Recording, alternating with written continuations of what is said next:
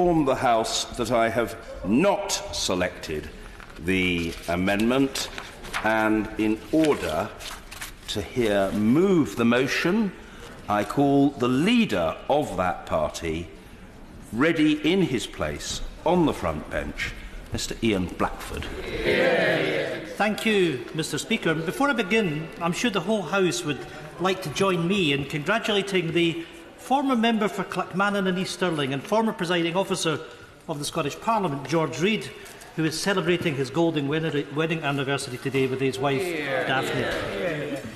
Mr. Speaker, the principle of unlimited sovereignty of Parliament is a distinctly English principle and has no counterpart in Scottish constitutional law. Mr. Speaker, these words are not mine.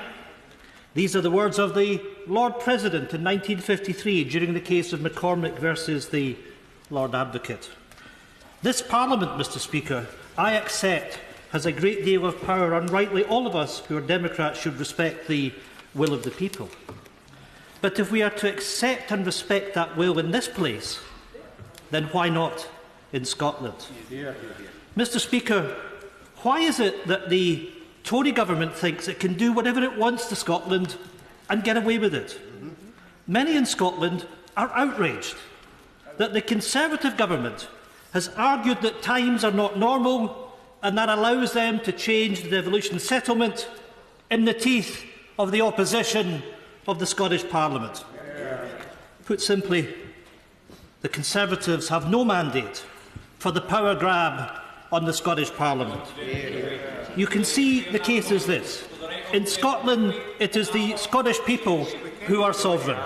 I'm grateful to the right honourable gentleman for giving way. He's spoken about a power grab. If there is a power grab, why did his leader in Scotland, the First Minister, have to increase her cabinet from 16 to 26 because of all the extra powers coming to Holyrood, according to Nicola Sturgeon? That's right. My goodness. We are talking about the sovereignty of the Scottish people, and that's what we get. I'm not even going to dignify that with any... You know, this is early in the debate. Can I suggest that people will be watching this, and it might be an idea, Order. There is a tendency for there to be what I would call a gesticulation fest whenever there is a debate between members of the Scottish National Party and government backbenchers. And the right honourable gentleman must be heard, and I say very gently to Mr Thompson, who is normally a model of the urbane representative of his people, that it is indeed an early stage, and he must remember above all the merits of calm. Mr Ian Blackford.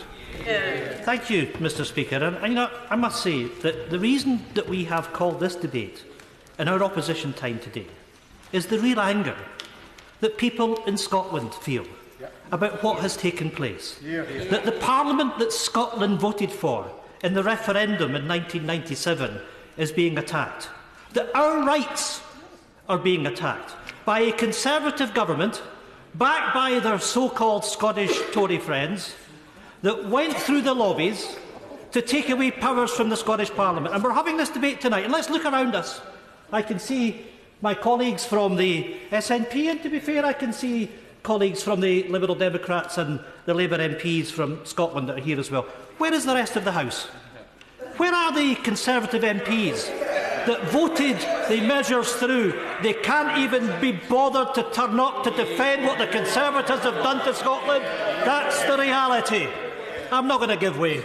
Sit down. Is it very fitting today, Mr Speaker, that the Scottish National Party use our opposition day on the 4th of July, Independence Day, to defend the interests and the rights and the will of the Scottish people?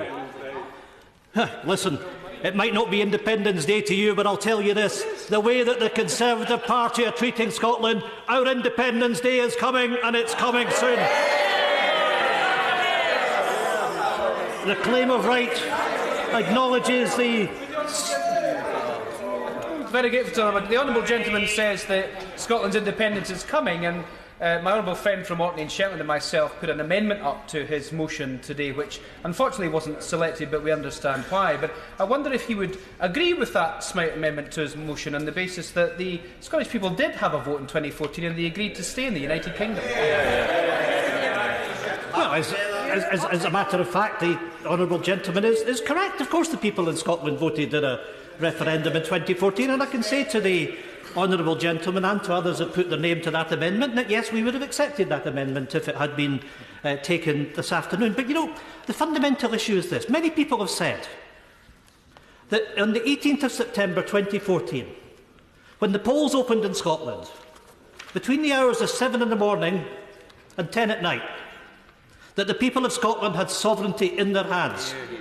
The difference between those of us on these benches and the Conservatives is that we believe that the Scottish people are always sovereign. And in the light of the change in the facts and the circumstances, and those circumstances being that when Scotland voted to stay in the European Union by a decisive majority, that the wishes and the rights of the Scottish people are being ignored by a Conservative government that wants to drive us out of Europe. In these circumstances, it's perfectly right that the people of Scotland have the opportunity to demonstrate their sovereign will.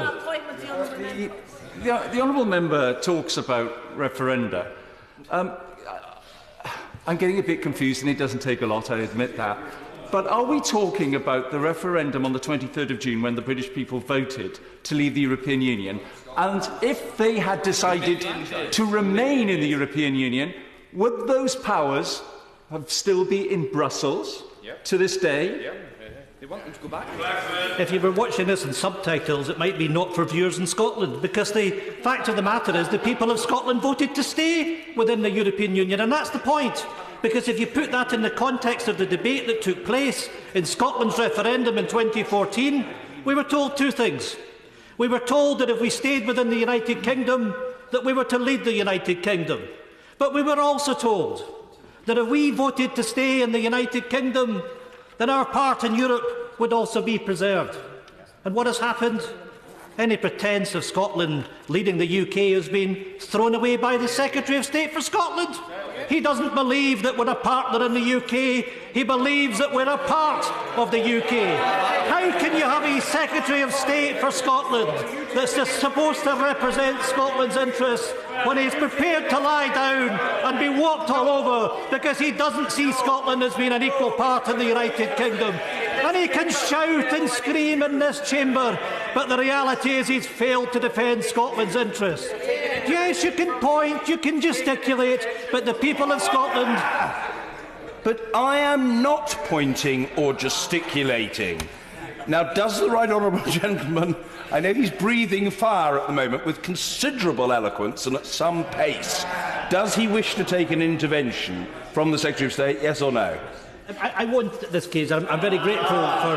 But he will have his opportunity later on. I want to make progress because I know that many members wish to speak. Mr. Speaker, the claim of right acknowledges the sovereign right of the Scottish people to determine the form of government best suited to their needs and the obligation on elected representatives in all their actions and deliberations. The interests of the people of Scotland shall be paramount. The claim of right is not simply a historical document, but it is a fundamental principle that underpins the democracy and constitutional framework of Scotland. The 1989 claim functioned as a declaration of intent on the sovereignty of the Scottish people. It sets the Constitutional Convention which 10 years later saw the people vote in a referendum for the re-establishment of a Scottish Parliament, a Parliament that this UK government now seeks to undermine and ignore. Before those on... I will give way one more time. The honourable gentleman has made reference to the Scottish Constitutional Convention and the Claim of Right in 1989. With the benefit of hindsight, does he think perhaps it was now a mistake for the SNP not to sign the Claim of Right or take part in the Constitutional Convention? I thank the honourable member for that intervention, and I'm going to come on and deal with that part. But I will do this. I will acknowledge the work of the Constitutional Convention, but let's not forget that the reason that the SNP was in the position that it was is because others in the Constitutional Convention would not allow the principle of independence to be discussed at that time. But I'm grateful of the enormous progress that we have made on the back of the Constitutional Convention. Before those on opposition benches start to jeer and snigger, yes, it is a fact that the Scottish National Party were not present for the signing and did not take part in the convention, but the SNP did take part in early discussions, but withdrew when it became clear that the convention would not countenance independence. We believe and continue to believe that ruling out such an option was to deny a key principle of the claim to choose the best form of government. But we've always supported the sentiments of the claim of right. The SNP has committed and recommitted to its principle. We acknowledge the sovereign rights of the Scottish people determine the form of government best suited to their needs. I really do hope that people in Scotland are watching this. We have a Conservative member from south of the border failed to be elected in Scotland that says all heart. This has nothing to do with heart. This is about the rights of the people of Scotland that voted for devolution, that they're finding that this UK Parliament is taking away their rights in the teeth of the opposition of the Scottish Parliament and every single party in the Scottish Parliament, with the exception of the Scottish Tories. When will the Scottish Tories start to listen to the people of Scotland? Because this is not about the SNP. This is about the Scottish Parliament. This is about the people of Scotland. And let's not forget that the Conservatives have lost every single election in Scotland since 1955. You've been defeated. Yeah, you can see, look at the 13 that have been elected. There are 35 of us here from the Scottish National Party that won the election for Scotland. That's the reality. The Conservatives are in a minority administration in the Parliament. You would love to have the majority of MPs that we have from Scotland, and I can tell you this, it's not likely to happen. We have defended the sentiment time and time again, and we're here to do it again today. Why today, some in this chamber might ask? Well, the facts of this matter are, over the past few weeks, we've seen the biggest power grab conducted by this government since devolution. We have seen the Tory government disrespect the Scottish Parliament, the Scottish Government and the Scottish people. The interests and the democratic choices of the people of Scotland have been shoved aside by the UK Government. Devolution has been downgraded and the authority of our Parliament has been diminished. While the Tory Government in London seeks to destroy our constitutional settlement and undermine the sovereignty of the Scottish people, we in the SNP will not let the Scottish people be ignored. We will do all that we... Turn up the volume. Turn up the volume. Turn up the volume. I would simply say, just carry on. Carry on. Because what you've just done is insulted the people of Scotland, as you continue to do. We will do all that we can to ensure that the wishes of the Scottish people are respected. Today, we ask as well, I hear Scotland's watching, but the question to the Conservatives, will you respect the sovereignty of the people of Scotland, yes or no, because you've failed dismally to do it up till now? I respect... Thank you very much, Mr Speaker. I hugely respect the fact that the Right Honourable Member says he will respect the wishes of the Scottish people. Will that extend to respecting the wishes of the Scottish people that they voted no in a referendum and that was to be an end to it? We have respect to that. We have respect to I'm that. not sure that the Honourable Lady has been listening to me, because I actually made that point. Of course we respect the referendum result in 2014, but the simple fact of the matter is that the circumstances have changed. We're being dragged out of Europe against our will. And I expect that the Honourable Lady wants us to stay in the single market and the customs union as well. I would simply say to the Honourable Lady, she talks about having a second referendum in Euro. What she should do is get behind the Scottish National Party, because let me remind this House, in 2016, the SNP went to the people of Scotland and we sought a mandate to have a referendum on Scottish independence if circumstances in Scotland changed. Guess what? We have a majority for independence in the Scottish Parliament. If you want to protect Scotland's interests in Europe, if you want to stay in the single market and the customs union, it may well be the case that independence for Scotland is the only way to do that. I'm going to make progress. Today we ask this House to consider the claim of right and to recommit itself to the spirit of devolution, to place the people of Scotland at the heart of decisions, not cast them aside. Only a few weeks ago, we witnessed the shameful Tory power grab. This House and this Government showed nothing but utter contempt for the devolved administrations as the EU withdrawal bill was pushed through without consideration of the views of the devolved institutions. The Scottish Parliament had voted overwhelmingly, by 93 votes to 30, to refuse legislative consent for Clause 15 of the EU withdrawal bill, and as such, it should not have been passed through the House of Commons with the clause intact. But the Tories decided this was acceptable. They trotted through the lobbies, voting against the will of the Scottish people. That's what you did. Mr. Speaker, we all know that the Sewell Convention established the long-held practice that the UK Government cannot legislate in devolved areas without the consent of the devolved Parliament. Well, we at least thought we did. Well, there we are, there we are, there we are. This is the sovereign Parliament.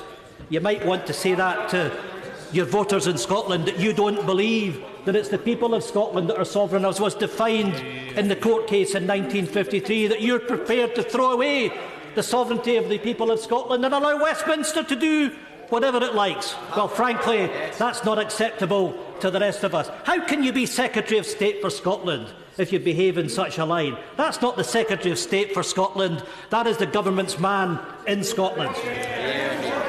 Now we have reached... sit down. Sit down. No.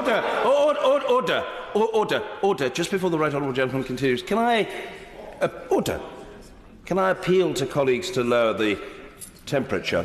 Passion is fine, and of course the right honourable gentleman has the floor and is perfectly entitled to refuse to take an intervention. But I think simply to say baldly, sit down to any member is less than the courtesy we normally get from the right honourable gentleman. I know that he may feel he's being provoked, but he must avoid being provoked. And he's certainly not being provoked by the Secretary of State. So let's just try to lower the temperature and have the debate on the issues rather than on personalities. Mr Ian Blackford. Thank you, Mr Speaker. Now we have reached a dangerous and difficult place, thanks to the Tories, which has exposed their lack of commitment to the Sewell Convention. Their Brexit power grab has basically ripped up the Sewell Convention and plunged us into constitutional crisis. We are in unknown territory. Only if the UK Government acts to recognise and respect the will of the Parliament can we repair some of the damage. And I say again to the Government, you have acted without the consent of the Scottish Parliament. Bring forward legislation that will protect the powers of the Scottish Parliament, and do it now. If the Secretary of State recognises his role in defending devolution, he should do so. And a failure to do that should mean that, quite frankly, he should resign, because he is not standing up for the interests of the people of Scotland. Mr Speaker, the House should know that it is not simply the SNP's view that the Tory power grab has thrown the devolution settlement into crisis. In Scotland, the feeling is apparent everywhere you go. People right across Scotland want power in Scotland's hands. Recent polling from NatCen revealed that a majority of Scots trust Holyrood to make decisions in areas that the Tories want to grab for Westminster. Over 60% want fishing decisions in Scotland following Brexit, and 59% want farming powers in Scottish hands. And of course we have form, because we know that in 2013 the European Union voted to give additional payments to Scottish crofters and farmers, €230 million odd of additional support, 86% of which was supposed to come to Scotland between 2016 and 2020. What has happened? Westminster has handed over 16.5% of it. The rest has gone into budgets across the rest of the United Kingdom, and crofters and farmers have been shortchanged by a government that have not accepted their obligations to Scottish and farmers. It's little wonder that people in Scotland want to make sure it's the Scottish Parliament that have powers over farming and fishing, not this Tory government that have not just grabbed powers, but have grabbed money out of the pockets of hard-working Scottish crofters and farmers. Mr Speaker, a majority of Scots have lost confidence in the UK's handling of Brexit, with a full 69% now saying they believe it has been badly handled. During earlier debates, we heard the Tories trying to justify the UK government's shoddy power grab by falsely claiming Scotland would not lose powers. However, the Scottish Government published a list of powers at risk. They include powers over fishing, farming, rail franchises and fracking licences, to name but a few. But this Government has shown disrespect to our Parliament more than once. Its legal challenges to the Scottish Parliament's Continuity Bill, for one, clearly shows the arrogance of the Conservative Government when faced with the will of the Scottish people. Why is it right that the Conservative Government believes that it can take the Scottish Parliament and, by extension, the Scottish people to court? Because that, Mr Speaker, is exactly what is happening. What arrogance! What arrogance! The Scottish Parliament voted by 95 votes to 32 to pass the Continuity Bill, aiming at preparing Scotland's laws for the impact of leaving the EU in the light of the refusal to grant a legislative consent motion to Westminster's EU withdrawal bill. The people of Scotland expect the two governments to cooperate on these matters. They also expect that the decisions and the responsibilities of the Scottish Parliament should be respected. The decision, therefore, of the UK Government to attempt to overturn the will of the Scottish Parliament in the courts is unprecedented and unacceptable. On that point, thank you very much, Mr Speaker. On that point, those who were responsible for framing the devolution settlement have assured me that what is actually happening now is what was intended and is included in and what people voted for in 1997 and is included in the devolution settlement. And if the honourable gentleman is so concerned about Scotland being dragged out of the European Union, why does he not join us in backing a people's vote to give the people a vote on the final deal? I simply say to the honourable lady, if she wants to stay in Europe and if she wants to stay in the single market and the customs union, there is already a mandate in the Scottish Parliament for a referendum of independence. Join us in protecting Scotland's interests. No, I'm going to make progress. Westminster cannot unilaterally rewrite the devolution settlement and impose UK-wide frameworks in devolved areas without consent. The truth of the matter is that right from the start of the Brexit process, we've seen the UK Government attempting to avoid all attempts at democratic engagement. It took a decision from the courts to force them to consult Parliament over the decision to trigger Article 50. Similarly, the UK Government ignored all requests from the devolved administrations to be involved in the process of triggering Article 50, despite Scotland voting overwhelmingly to remain in the EU. Where's the respect? Where's the engagement? There was none. But the Tories haven't just ignored the will of the Scottish Parliament, they ignore the interests of the Scottish people. For years now, their austerity agenda has punished the people of Scotland. The Tory obsession with punishing the poor and protecting the rich has seen families struggle in hardship, women denied the right to a fair pension, and women who have been made victims of rape made to justify their rights to child benefit. Absolutely shameful. The policies of this Tory government are morally repugnant. They have no place in a civilised, compassionate Scotland. In January 26, 2012, Nicola Sturgeon, the First Minister of Scotland, led a debate on the claim of right with the motion that the Parliament acknowledges that the sovereign right of the Scottish people to determine the form of government best suited to their needs and declares and pledges that in all its actions and deliberations their interests shall be paramount. At that time, 102 MSPs voted for the motion, with 14 Tories voting against it, the same old Tories voting against the sovereignty of the Scottish people. You see, even then, Mr Speaker, the Tories could not, would not stand up for the Scottish people. I thank the right honourable gentleman for giving way. He's talking about the words of Nicola Sturgeon, and I just wanted to draw his attention to the words of Nicola Sturgeon at the Aberdeen conference, SNP conference in 2015, when she said, "To propose another referendum in the next Parliament without strong evidence that a significant number of those who voted no have changed their minds would be wrong, and we won't do it. It would not be respecting the decision that people made." What has changed since Nicola Sturgeon said that? Well, for the hard of hearing on the Labour branches, Brexit. The Tories pay lip service to devolution, but they do not believe in it. They do not believe that the Scottish people should have the right to determine the government that best suits their need. Mr Speaker, what are they afraid of? Afraid of power being in the hands of the Scottish people. Surely we are all democrats. Surely now even the UK government must accept that it's the people that we serve, not that they serve us. Mr Speaker, that is the crux of this debate. With the quote that I began my remarks with, in Scotland things are different because our view of government is different. It is not top-down, it is ground-up. The single job of government is to serve the interests of our people. It is to carry out their will, and it is to improve their lives, something the Tories are yet to learn.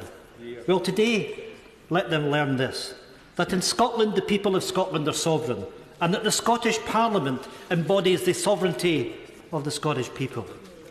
Next year sees the 20th anniversary of the re-establishment of the Scottish Parliament, something that was fought for generations by many people. Yet our Scottish Parliament finds itself... I hear someone shouting, not you. It was one of your own colleagues, actually.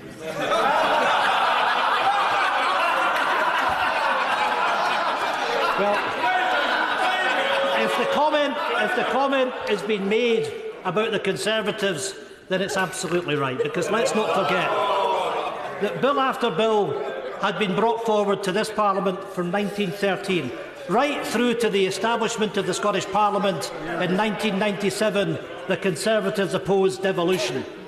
Mr Speaker, they're still opposing devolution. That's why, with such glee, they're attacking the powers of the Scottish Parliament, led by this so-called Secretary of State for Scotland. He should be ashamed of himself. Mr Speaker, our Scottish Parliament finds itself under threat of a power grab from the very party which opposed its creation in the first place.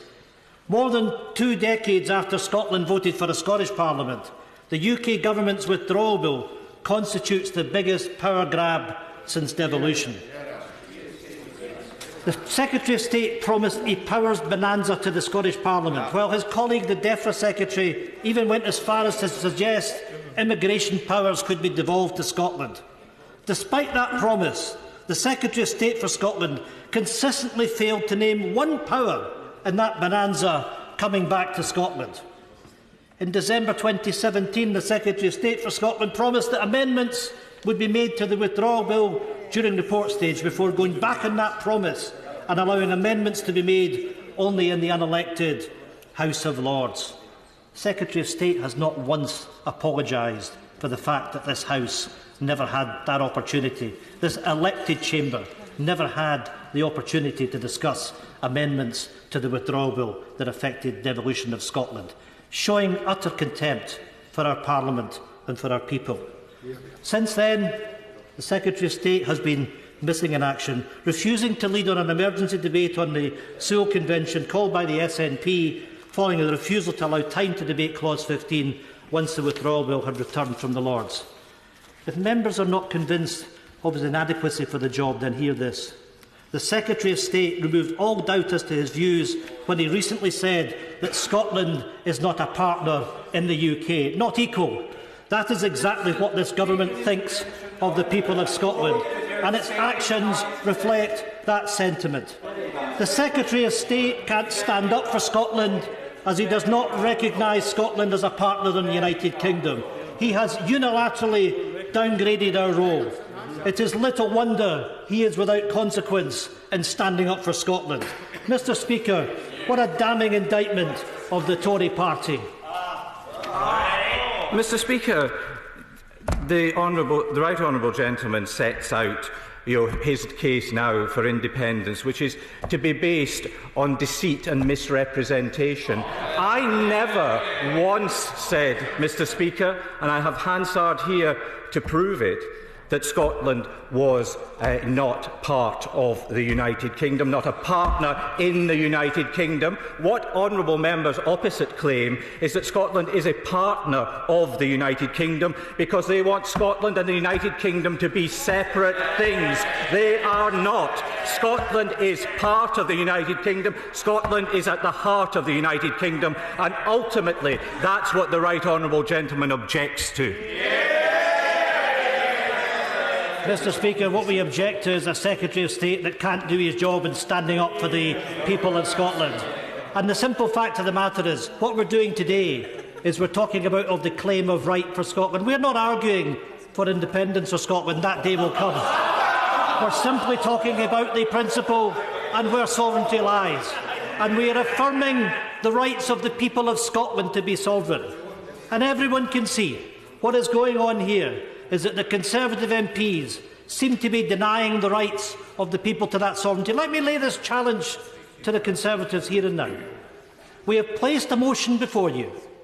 Have the guts to come through the lobbies tonight with us, affirming the sovereignty of the Scottish people, or if you so dare, oppose that motion. Show you have the guts to stand in the face of the motion that we have in front of us. Because if you fail to do so, then it will be the accepted will of this House that we've accepted the sovereignty of the Scottish people. So tonight you have a choice. You can sit and chunter and shout and bawl and laugh as you've done since this debate started, or you can go through the lobbies later on and you can stand up for the people of Scotland, you can affirm the sovereignty of the people of Scotland, or you can flunk it. Because history has shown that every step of the way you've argued against the interests of the people of Scotland. Just to simply say, this side never walked out and turned their backs on the people of Scotland from this Parliament, but your side did turn their back on the people of Scotland. The simple fact of the matter is that we were faced with a situation, and he should be ashamed, that the Conservative government pushed through the withdrawal bill that took powers from the Scottish Parliament without a debate in this House. And the honourable member and all his friends went through the lobbies to take these powers from the people of Scotland. I'm proud of the fact that it's the Scottish National Party that's standing up for the people of Scotland. What the Conservatives are doing is allowing Scotland to be walked all over, and the honourable gentleman and his friends are guilty as charged of having done that.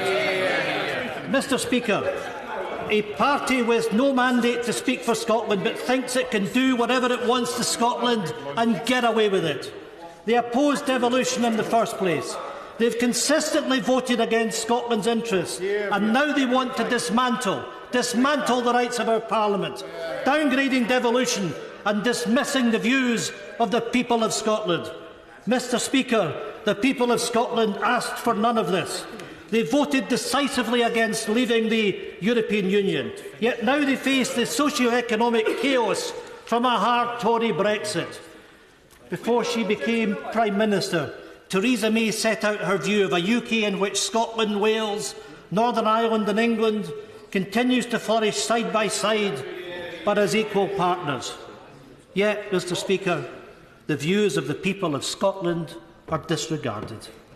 Instead, the Prime Minister has shut out and silenced the people of Scotland from the Brexit debate. The Secretary of State for Scotland wasn't even invited to the meeting at Chequers where they discussed Brexit. His views were not called upon, inconsequential in the process that the UK government was going through. Mr. Speaker, whilst the Scottish Parliament is not yet 20 years old, it has made remarkable achievements.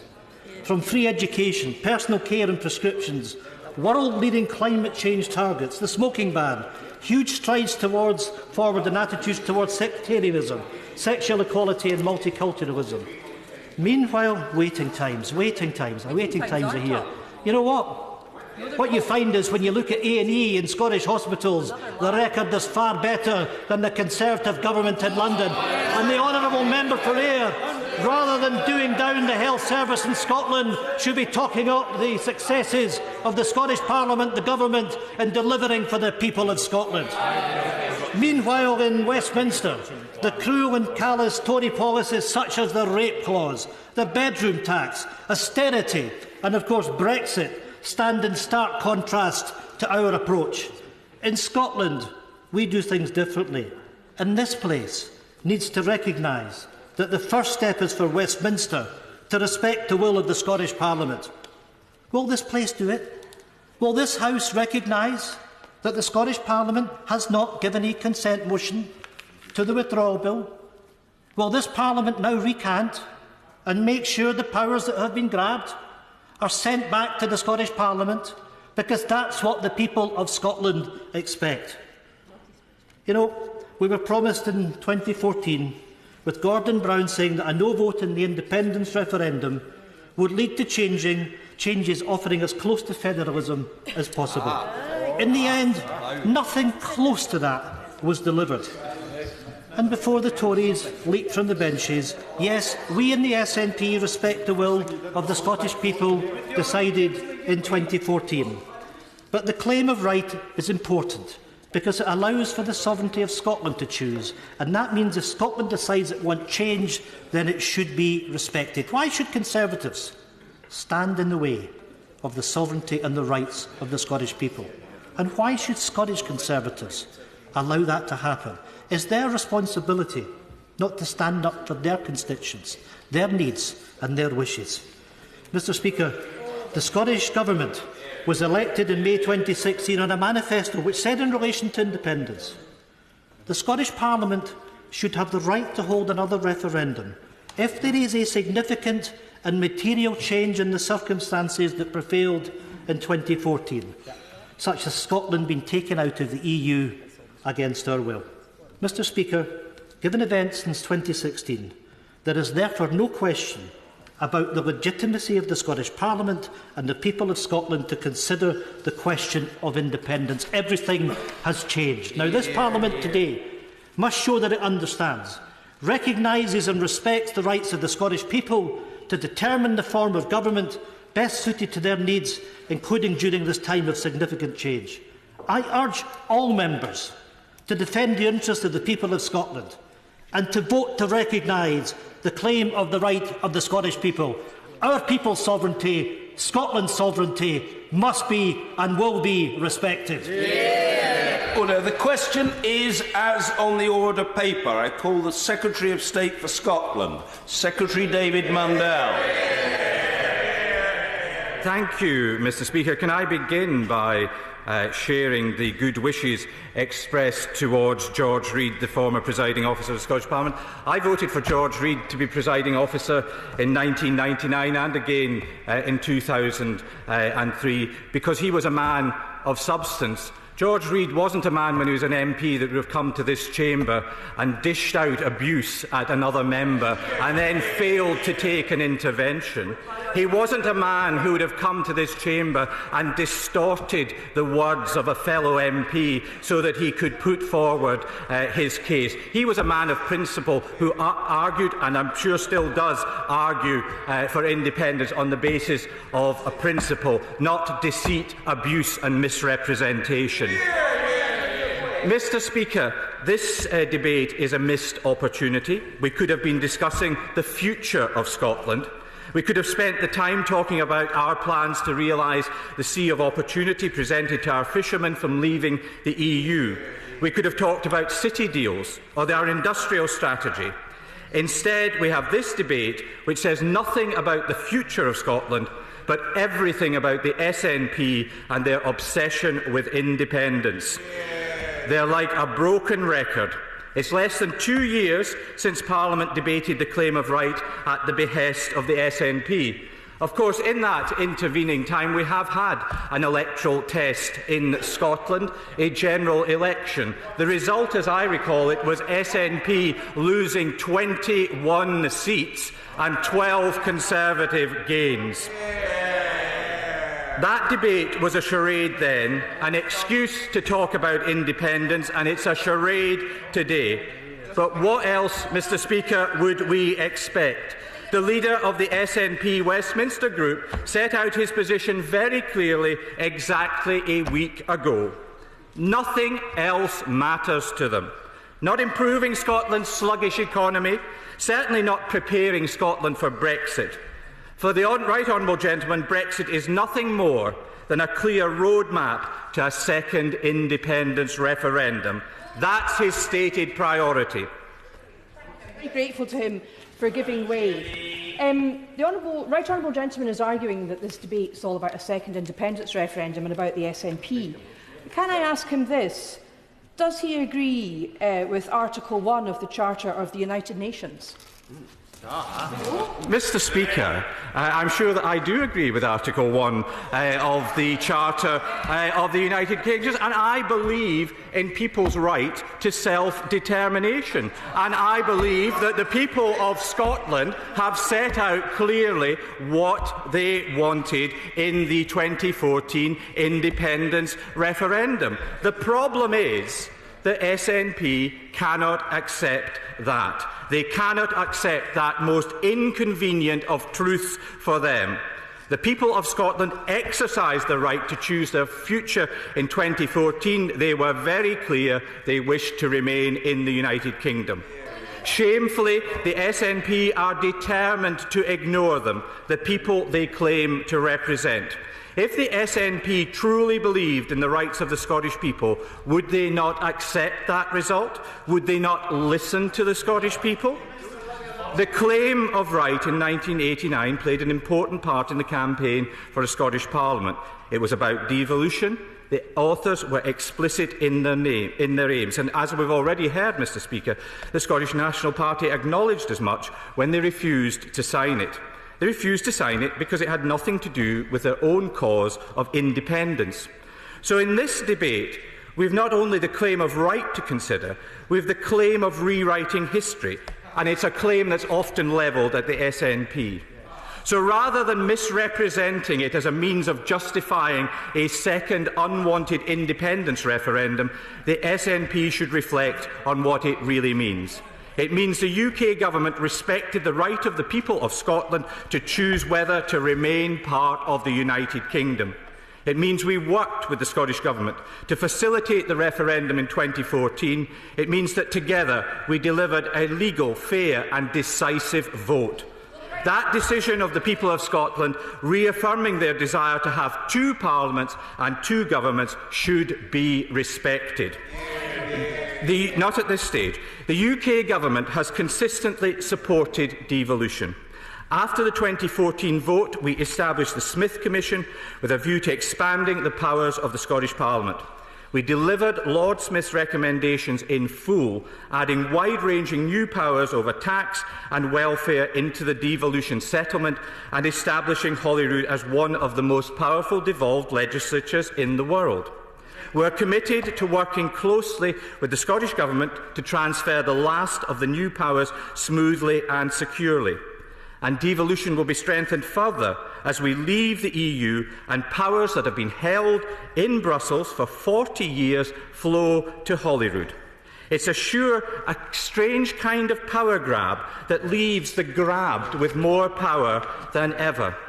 Now, Madam Deputy Speaker, I've been disappointed, but not in the slightest bit surprised by the SNP's power grab scaremongering, hot air and their grandstanding stunts. But I did get a surprise when the whole confection of this alleged power grab should be shot down by none other than Nicola Sturgeon during her reshuffle last week. I need more ministers, she said, because of all the extra powers the Scottish Government must exercise. Incredible.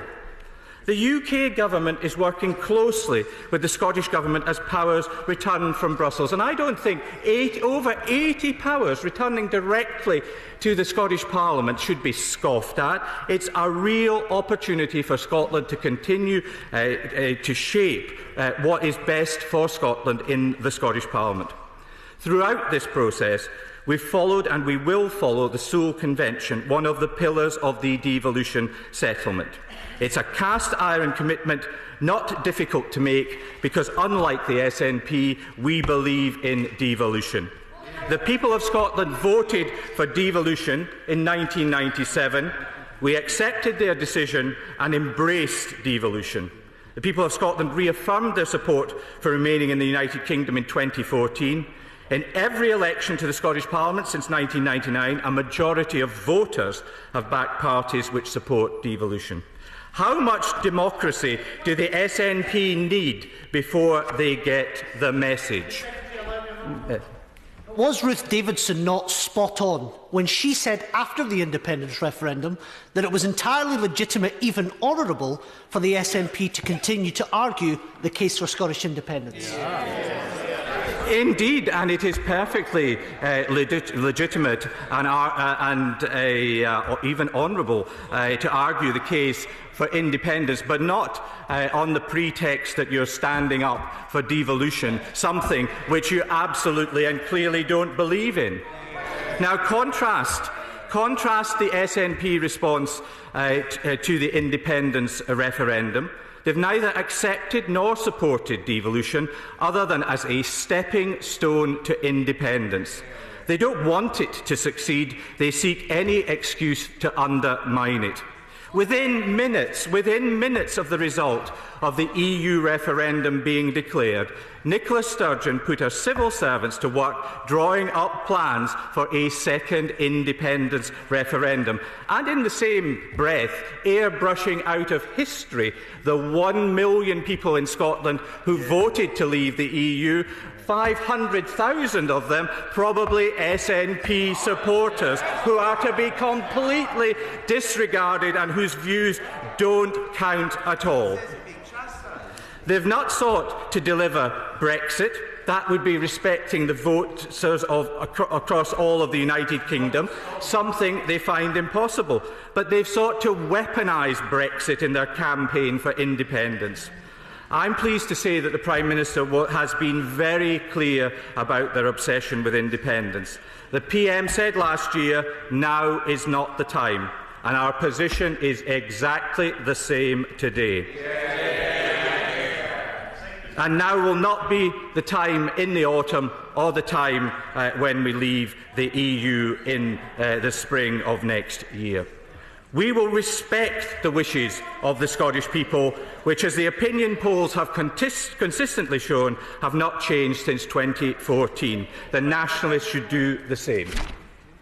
Thank the honourable gentleman for giving way. He makes much of the facts of the result of the EU referendum and he refuses to accept the result in Scotland was different.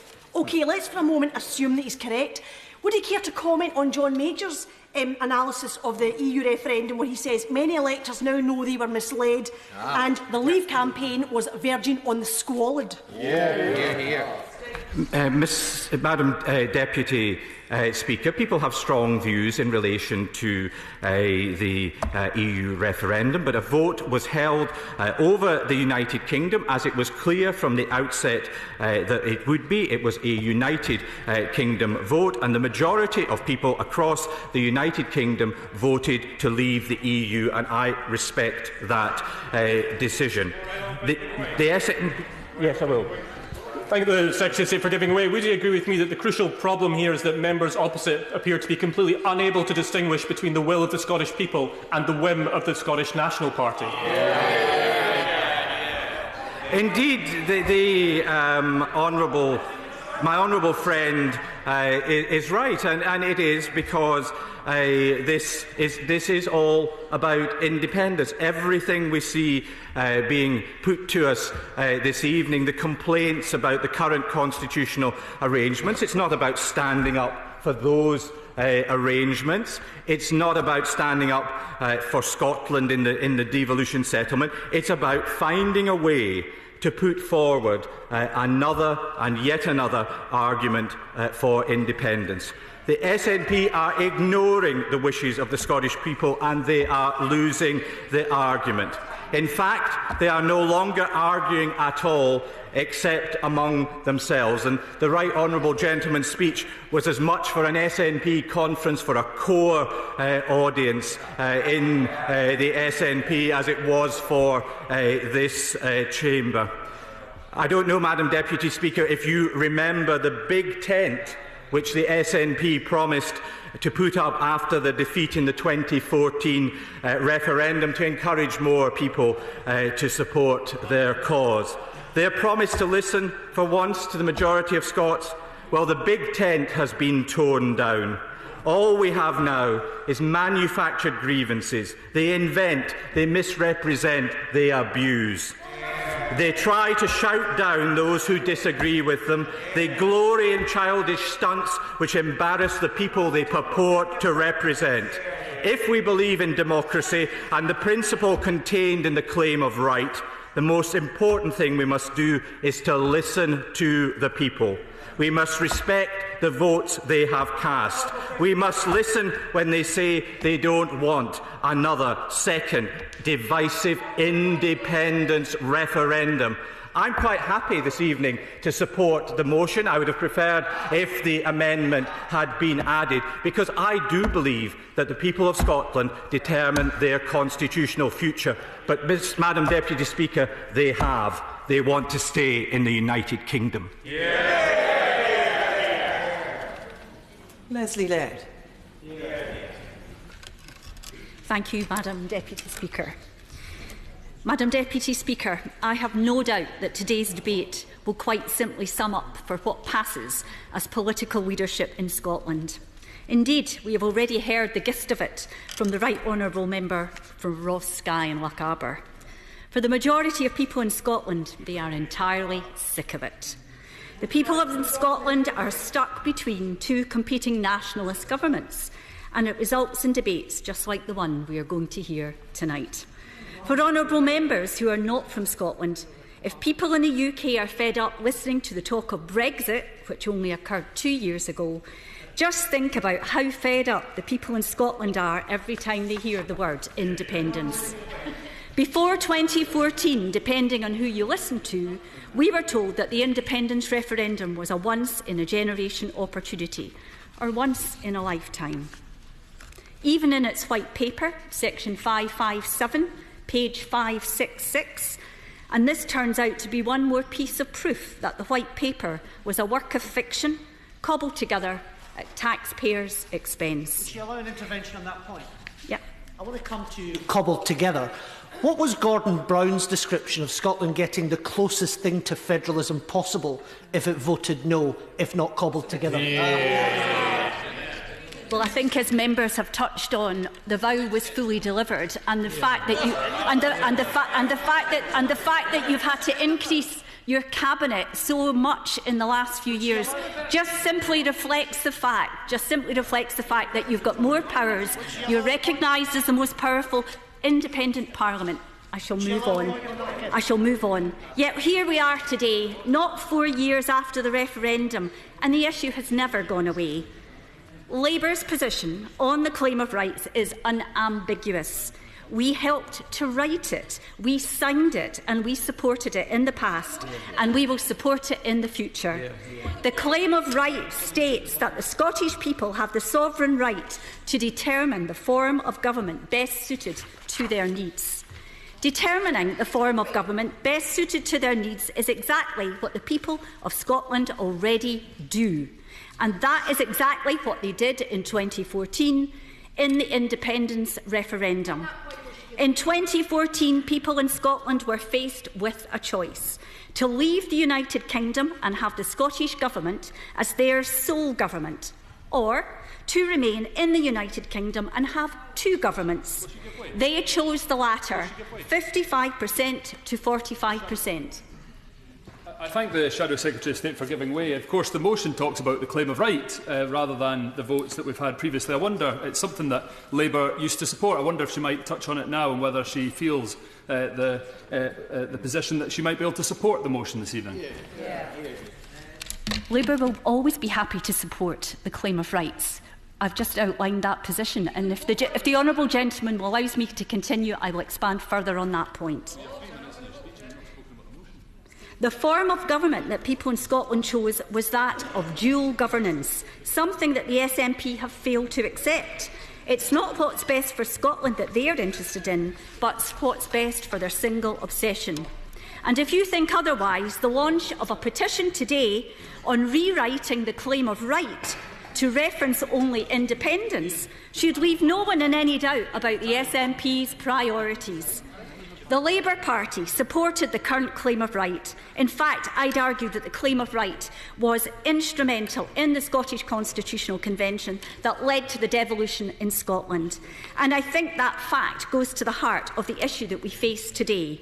There were two parties that did not sign the claim of right in 1989, the SNP and the Conservatives. So why did they not sign? Well, the Tories never signed it because they didn't believe in devolution, and as their recent performance shows, they still don't. The SNP never signed it because they've never been interested in devolution. It's always been, and still is, all about independence. The irony now is that the SNP are asking us to support the principles of something that they never signed up for in the first place. But again, I guess we are where we are. And let me talk about where we are today. This is their half-day debate. It's one of only 3 opposition debates that the SNP get a year. Is it not extraordinary that of all the things they could have used this time to talk about, that this is what they've opted for? Absolutely extraordinary, except, of course, when it's seen through the narrow prism of their obsession. Politics will always be priorities. I'll give way. It is extraordinary that the SNP have chosen, as the Honourable Lady is saying, their half-day debate to be on this subject. What's even more extraordinary is the performance of the Right Honourable Gentleman, the Leader of the SNP. I have to say that it is with great sadness that I reflect on how diminished a personage he now is in the eyes of this House, because of the way in which he has conducted himself in these debates. He has been largely impolite, has shouted abuse across the floor of the House. And would the Honourable Lady agree with me that the standards of Parliament demand that we set a high standard? Order. Leslie Laird. Well, I think the Speaker set out very clearly the standards that are expected of all members. And as the Right Honourable Member highlighted, the public is indeed watching. The public is indeed watching. So the SNP then, the irony now is the SNP are asking, so let me talk about where we are today. In this half-day debate, it's only one of 3 opposition debates. It's absolutely extraordinary. Politics is ever always about priorities. But by neglecting so many serious issues today, the SNP have shown contempt for the real issue and the issues of their constituents. They could have chosen to talk about issues of welfare as they affect Scotland, like the unfair treatment of terminally ill patients, like the MND group that have come to London, even in the bitter snow, to plead for reform of the assessment programme. They could have chosen to talk about the fact that 52% of people living in poverty in Scotland are actually in work. They could have chosen to talk about the 1.8 people on 0 hours contracts. They could have chosen to talk about the unprecedented growth in the use of food banks. In my own constituency, Kirkcaldy Food Bank has seen its spend go from £3,000 a month to now £8,000 a month. They could have chosen to talk about the 1 in 4 children living in poverty in Scotland and could have actually supported Scottish Labour's amendment to the bill in the Scottish Parliament, but they didn't. They could have chosen to talk about the thousands of 1950s women who've had their pension callously and cruelly cut by the Conservative government. They could have chosen to talk about the need for investment in shipbuilding in Rosyth and Govan and the UK government's decision to put the Fleet Solid Support Ships contract out to international tender. They could have chosen to talk about industrial strategy or lack of it and how this impacts on Scottish jobs. Or the hostile immigration policy that has seen Georgie, a 10-year-old orphan boy, facing uncertainty, and also the Kamal family going on hunger strike, as raised by my right honourable colleague, the member for Glasgow North East. Real people with real life issues needing MPs like us to use this platform to raise these issues. But no, instead they choose to talk about what they always talk about. Instead they choose to debate the only thing that truly matters to them, the Constitution and indeed F2. Yes, I will give you. Lady Forgiving Way, she's just listed a number of subjects that she wants to be debated. Can she confirm which of them Labour will be choosing for its opposition day next week? I'll be happy to confirm that to the gentleman after this debate. I'm focused on the matter at hand. But we are where we are. Labour is opposed to a second referendum. People in Scotland made their decision and they decided to remain as part of the UK. And the current YouGov poll from June shows that absolutely nothing has changed. It's still 55 to 45. And in light of the SNP Growth Commission paper, Labour would not stand by and see the people of Scotland being subjected to at least another 10 years of austerity just to balance the books. The reality of the Cuts Commission is there for all to see. Read it and weep about what the SNP are prepared to inflict upon the Scottish people, all in the name of independence. My colleagues in the Scottish Parliament will always oppose it. But Labour is clear that the fight against IndyRef 2 is not for this place, because at that point, let us be clear, it is about process. If people in Scotland elect to the Scottish Parliament parties who wish to hold a second referendum, then it is not for Westminster to deny them that right. That is exactly what the claim of right is about. And if we were to vote against that, then we would not be upholding the principle of the claim of right. I would now like to make some points to the benches opposite and ask them to do something that they have failed to do so far, which is listen. So I was delighted that you indicated that you were indeed prepared to listen this evening.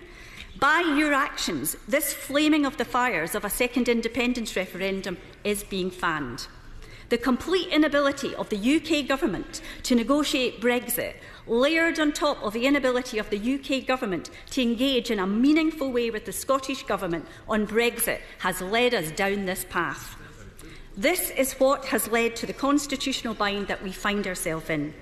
For a party that claims to be the protectors of the Union, I find this astounding. Members opposite know that the SNP's cause is always furthered by grievance. So why would the UK government allow grievances to occur and be exploited when they have it in their gift to address the concerns?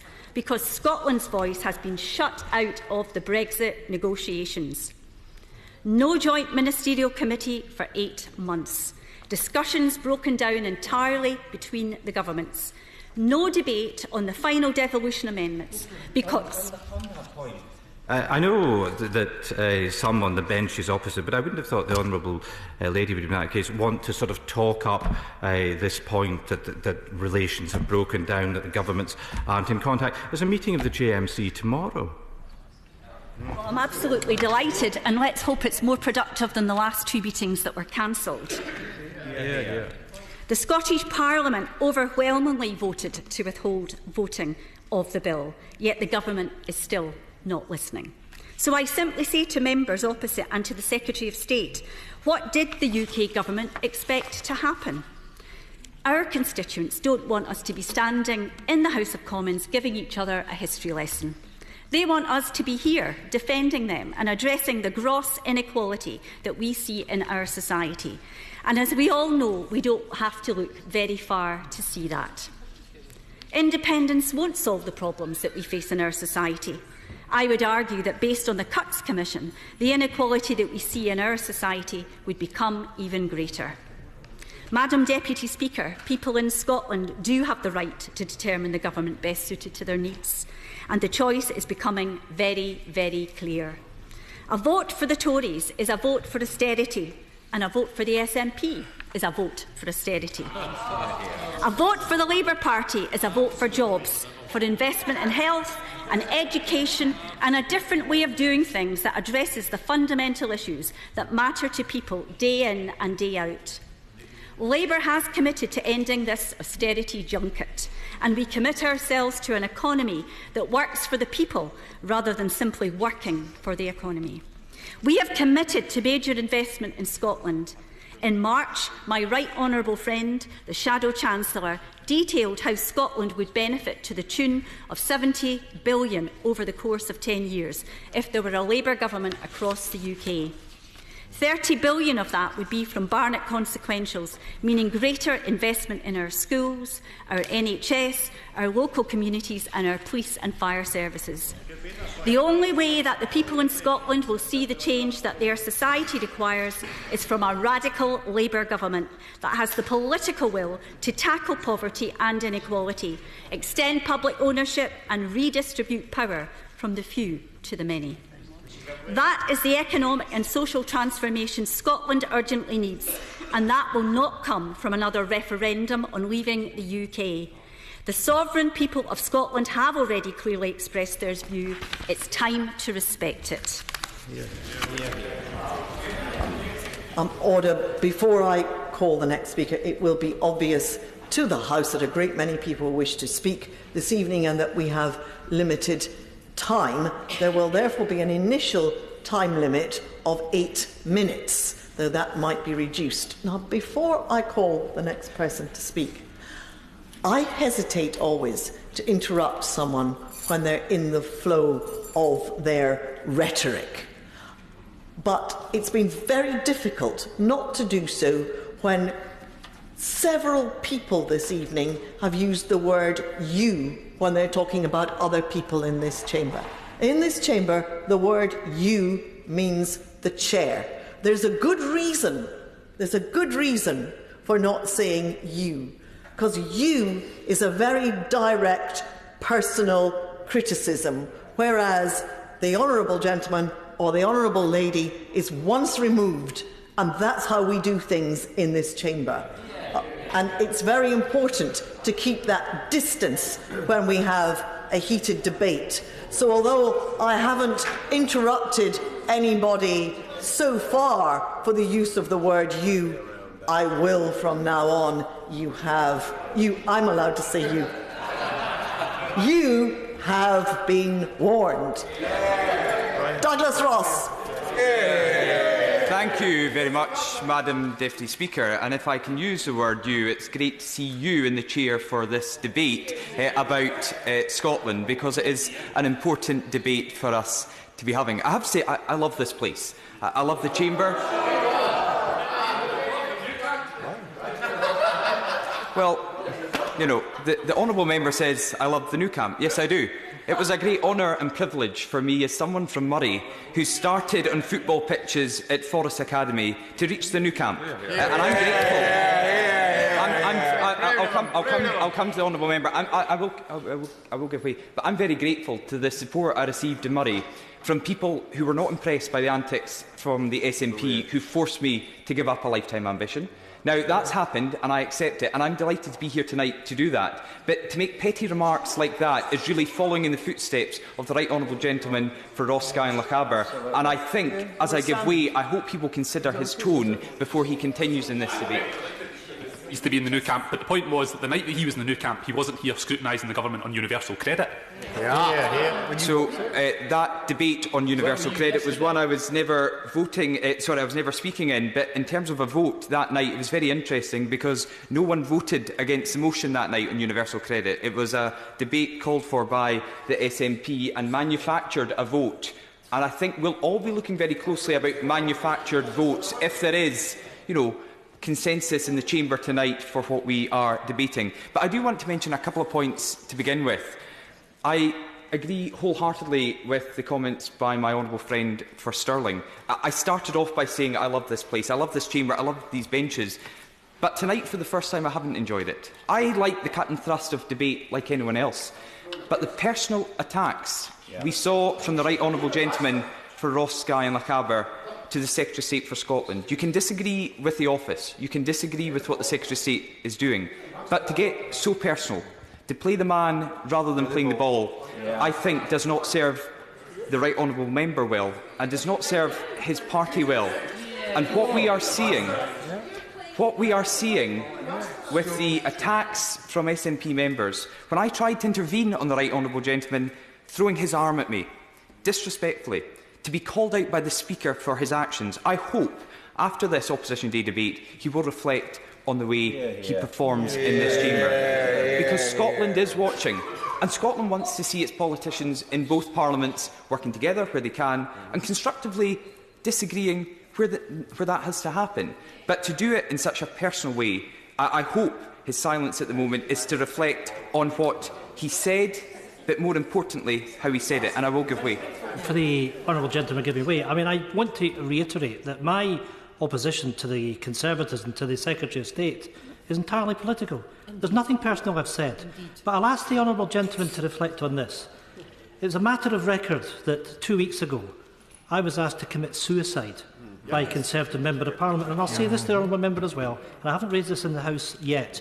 But last night, while sitting on these benches, by witness by other people, I was told in very explicit terms where a four-letter word that was used previously by a Cabinet Secretary, the Foreign Secretary, that begins with F. So I'm not going to take any lectures from the government benches on how to behave, because I'm the one that's been abused by his colleagues, by being told to commit suicide and by being told to F off. I'm not going to take any lectures from him. Hear, hear, hear. And well, that went down really... Order. Let's just make it clear. No clapping. Just shouts of hear, hear. Fine to support. No clapping. Douglas Ross. The point I was trying to get at is the mask is slipping with the right honourable gentleman and with the SNP. And he mentions actions that took place in this House last night. I hope his own members reflected on what a member who's not here, so I will not name that honourable lady, did at the conclusion of last night's debate in the actions towards my honourable friend, the member for Stirling. And I know that will have been noted by members of the SNP group, and that cannot be allowed to continue either in this House. Exactly. But I also want to say 24 hours is a long time in politics, because yesterday, Madam Deputy Speaker, in a debate about the economy of Scotland, about the amount of money Scotland gets from Westminster to spend in the devolved administrations, could only attract 2 SNP MPs.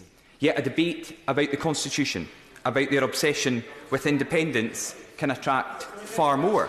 However, I was very surprised, really surprised, that at the start of the Right Honourable Gentleman's speech tonight, there were only 16 SNP MPs. So half of their parliamentary party couldn't even be bothered to be here for the start of their Opposition Day debate. And I wonder if that's because, like many of us, they disagree with the subject that has been taken forward tonight. I will give way in a moment. I wonder if many of the SNP MPs wish we were discussing other things. Today, of all days, when the UK Government launched their white paper on fisheries, we could have been discussing fisheries. This would have been a great opportunity for the SNP, very topical today, to talk about fisheries. But they didn't want to do that because of their policy on fisheries. They lost seats like Murray and 20 other seats around Scotland because of their policy on fisheries, which says we don't want to be these powers going to Westminster, we want to give them straight back to Europe. We could have been speaking about education, because the SNP quite often speak in this place about this is what we will do in Scotland, so the UK Government ministers should replicate it in the UK. Well, I'm happy to give way to any of the ladies that are trying to have a conversation at the moment, or I'll continue with my speech, because I want to mention education particularly, because quite often here, their spokespeople and their members stand up and ask the government benches to do exactly what we're doing in Scotland. Well, I hope they never do that again with education, because in Scotland, your #1 priority, that your First Minister, the leader of the SNP, said this will get all our attention, has had to withdraw their flagship bill on education. That's how big a priority education is for the SNP. And what about higher education? The First Minister for Scotland nominated someone who had deplorable views on those of with transgender people, deplorable views on black people, on Jews. And that's why they can't discuss education in their Opposition Day debate as well. And this is what I'm putting forward. Order. Point of order. Speaker, can I have your guidance? It appears that this gentleman who's speaking is not paying any attention to the motion to be debated before this House. Could I have your guidance on whether his rambling remarks are actually in order? I understand the point the honourable lady is making, and several of her colleagues have been gesticulating something similar. I have been paying careful attention to what the honourable gentleman is saying, and I have every confidence that, having introduced various other topics about which this debate is not, that he is now going to come to the substance of the debate and the motion before us, which is the claim of right. Douglas Ross.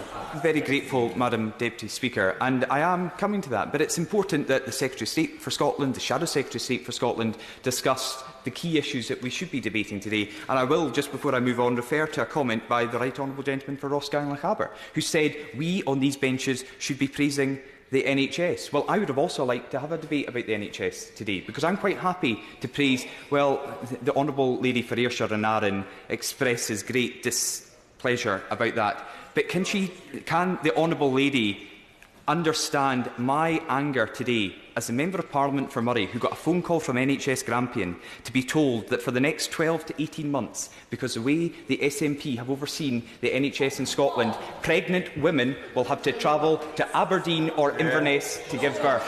That is an important issue. And whether you're in this place or in Holyrood, you shouldn't try to talk the honourable and learned lady should not try to talk me down when I am standing up for pregnant women who are faced with these concerns. I will give way. The honourable gentleman has just been busy telling us how much he loves this place. But if he wants to debate the state of the Scottish NHS, he should be in the Scottish Parliament. Does he not understand the difference between reserved and devolved powers? Madam Deputy Speaker, this is again the reaction we get from the SNP. If you disagree with the SNP, if you say something they don't like, you don't understand things. I'm too thick to understand what is reserved and what is devolved. What I do understand is I am a representative of my constituency. And if my constituents come to me raising these concerns, I think I should be able to shout and loudly shout about them in this chamber, as colleagues could in Holyrood as well. But I will come to what we are debating here today about the claim of right, because well, the Right Honourable Gentleman took 55 minutes to make his speech on this point, and I have 8 minutes to make mine.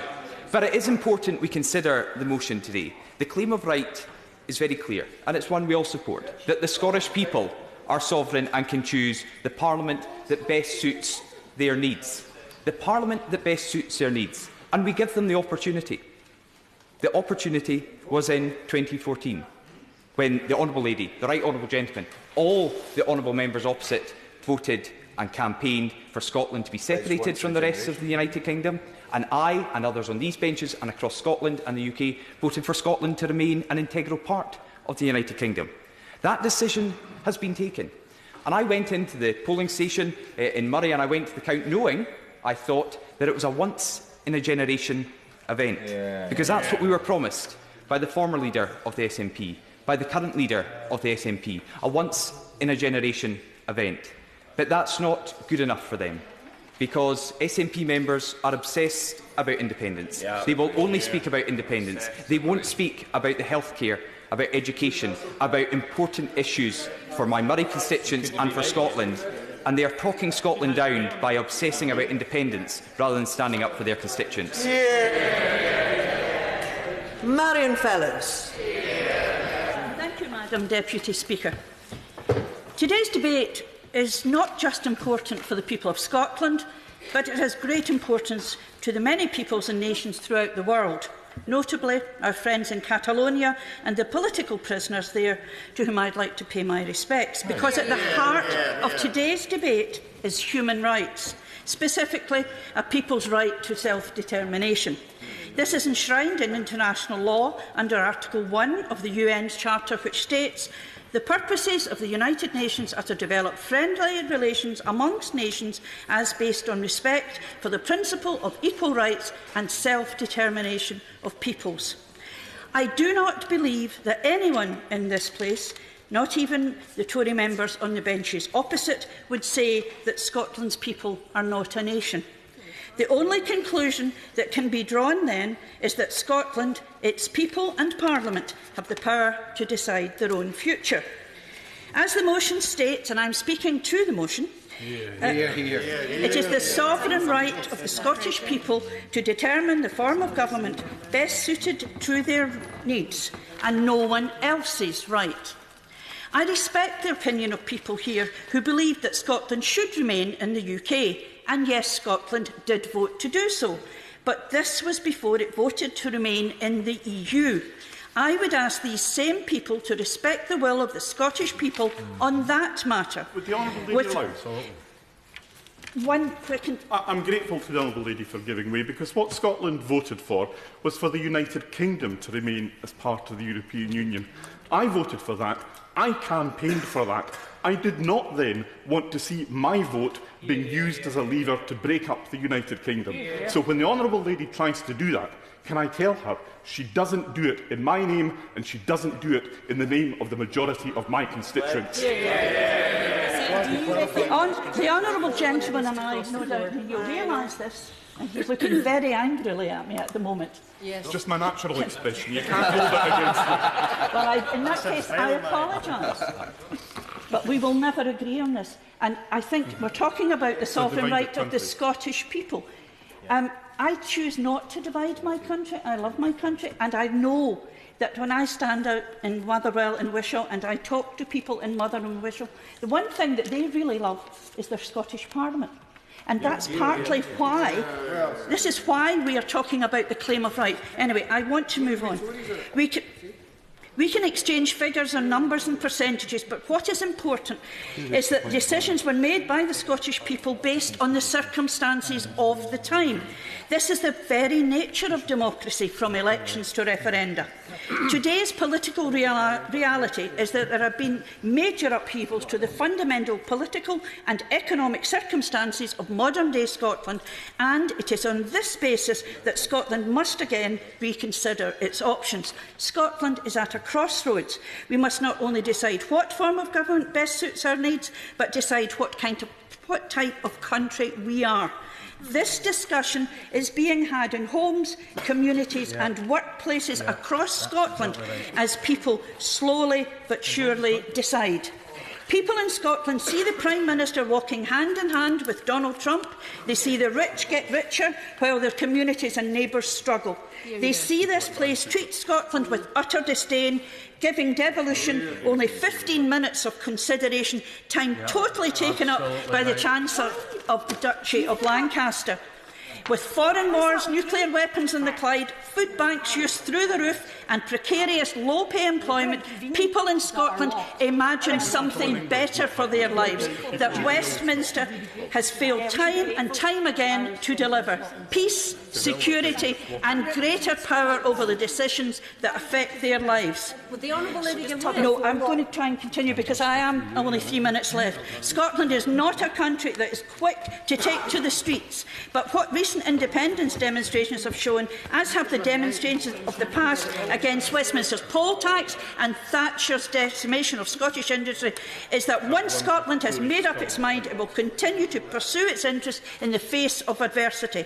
For anyone who opposes Scotland's sovereign right, they are exposing a truth widely held in Scotland, and indeed by the Secretary of State for Scotland, that we are not an equal partner in the UK, that we must ask permission to make our own decisions. I only have 3 minutes. I cannot give way. That a democratically elected Parliament's decision to hold a referendum, the most direct form of democracy imaginable, that we must ask Westminster to rubber stamp it. For anyone who recognises and celebrates the no vote of 2014, but would then seek to undermine Scotland's sovereignty by discrediting any future vote, they expose a crucial contradiction in their argument and don't understand the pride that the Scottish people take in their Parliament. And look at it. I want to finish this. The Honourable Lady give way? No, I'm going to continue. Whilst the UK Government seeks to evaporate the Sewell Convention and rely on outdated principles of Westminster sovereignty, the people of Scotland will be the ones who decide their legitimate government and where their legitimate government and interests lie. No politician, party or parliament can. It's about the Scottish people. So despite the outcome of this debate, it will always be the case that Scotland's sovereignty does not need to be recognised by parties that Scotland rejects or by Westminster, but its sovereignty only needs to be recognised by the people of Scotland themselves. Madam Deputy Speaker, I was sorry to see that the amendment that was tabled wasn't taken. But as the claim of rights exists, then the only thing that is decisive is the will of the Scottish people that is expressed through elections and referenda. And that will is fluid and changing. You only need to look at opinion polls that have been taken since the Brexit, since 2014, all the way through.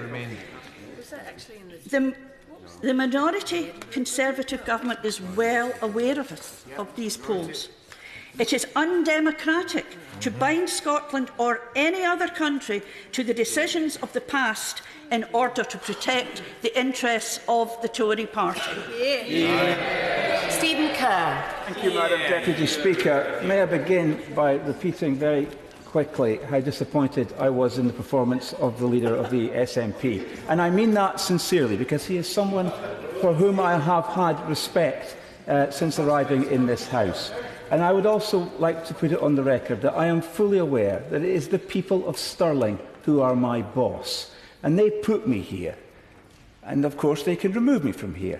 But they put me here on the basis of a manifesto that included a commitment from my party to work constructively to see our country progress from being a member of the European Union to leaving the European Union. And that is what I am here to do, and it is a privilege to do so. I was reminded earlier today by the member for Hereford and South Herefordshire, who is not in his place, of course, that the saying of Adam Smith in relation to the Union. He described the Union as a measure from which infinite good has been derived to this country, and when he said this country, of course, he meant Scotland. Now, constitutional historians and scholars of religious tumult of the 16th century Scotland will realise the foundation of the ideas in the claim of right come from the works of George Buchanan on contractual monarchy. And George Buchanan was from Killearn, which is a village in my constituency in the west, and a superb place to visit. I can heartily recommend the Three Sisters Bakery when you make your visit to Killearn. And I don't know, Mr. Speaker, whether it's appropriate for me to refer to George Buchanan as a deceased person as my constituent, but he's buried in the Kirk of Greyfriars in Edinburgh. But he was born, he taught and he preached in Stirling. And in Killearn there's a monument to its famous son and for his work in establishing a constitutional framework for Scotland that would firmly allow the Scots to be governed by Presbyterianism. His assertion, appealing to biblical precedent, was that kings are in a contract with their people and that they have a right, nay, a responsibility, to remove irresponsible, ungodly and tyrannical kings, lest the wrath of the Almighty fall upon the people. And there's a great obelisk that dominates Killearn's skyline, which is a testament to this great constitutional theorist whose thoughts dominated Scottish politics in the 16th and 17th century. Now, there are thoughts, these are the thoughts that the writers, the preachers, the revolutionaries of the Scottish Reformation espoused.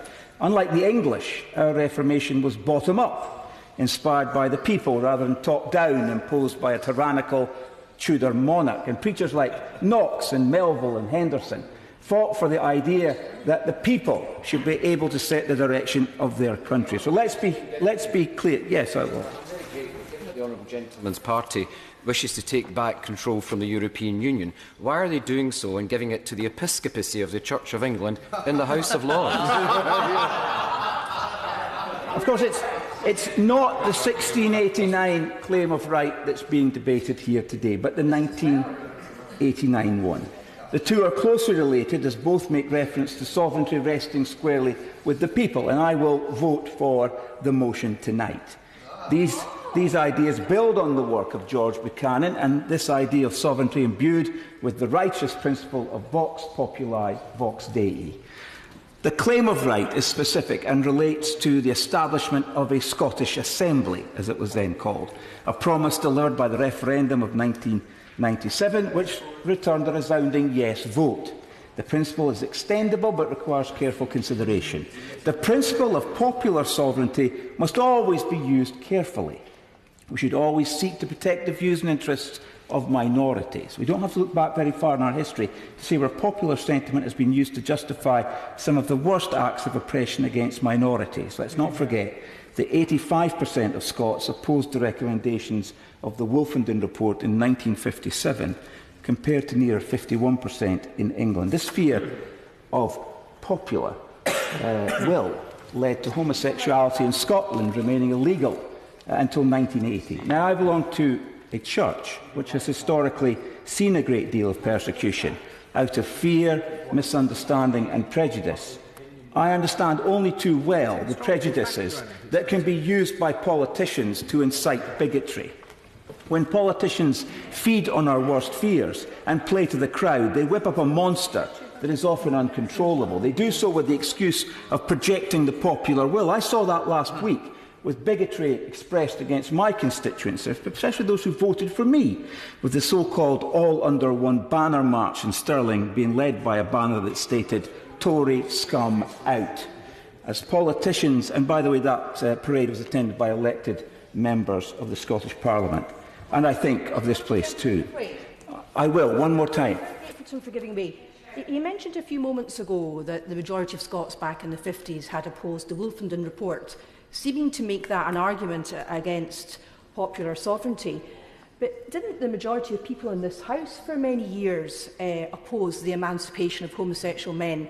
And wasn't what brought about the emancipation of homosexual men human rights and adherence to the Convention of Human Rights, which his party seemed to oppose? So it's not about popular sovereignty, about parliamentary sovereignty, it's about the rule of law. I think the honourable and learned lady knows full well the point I'm trying to make.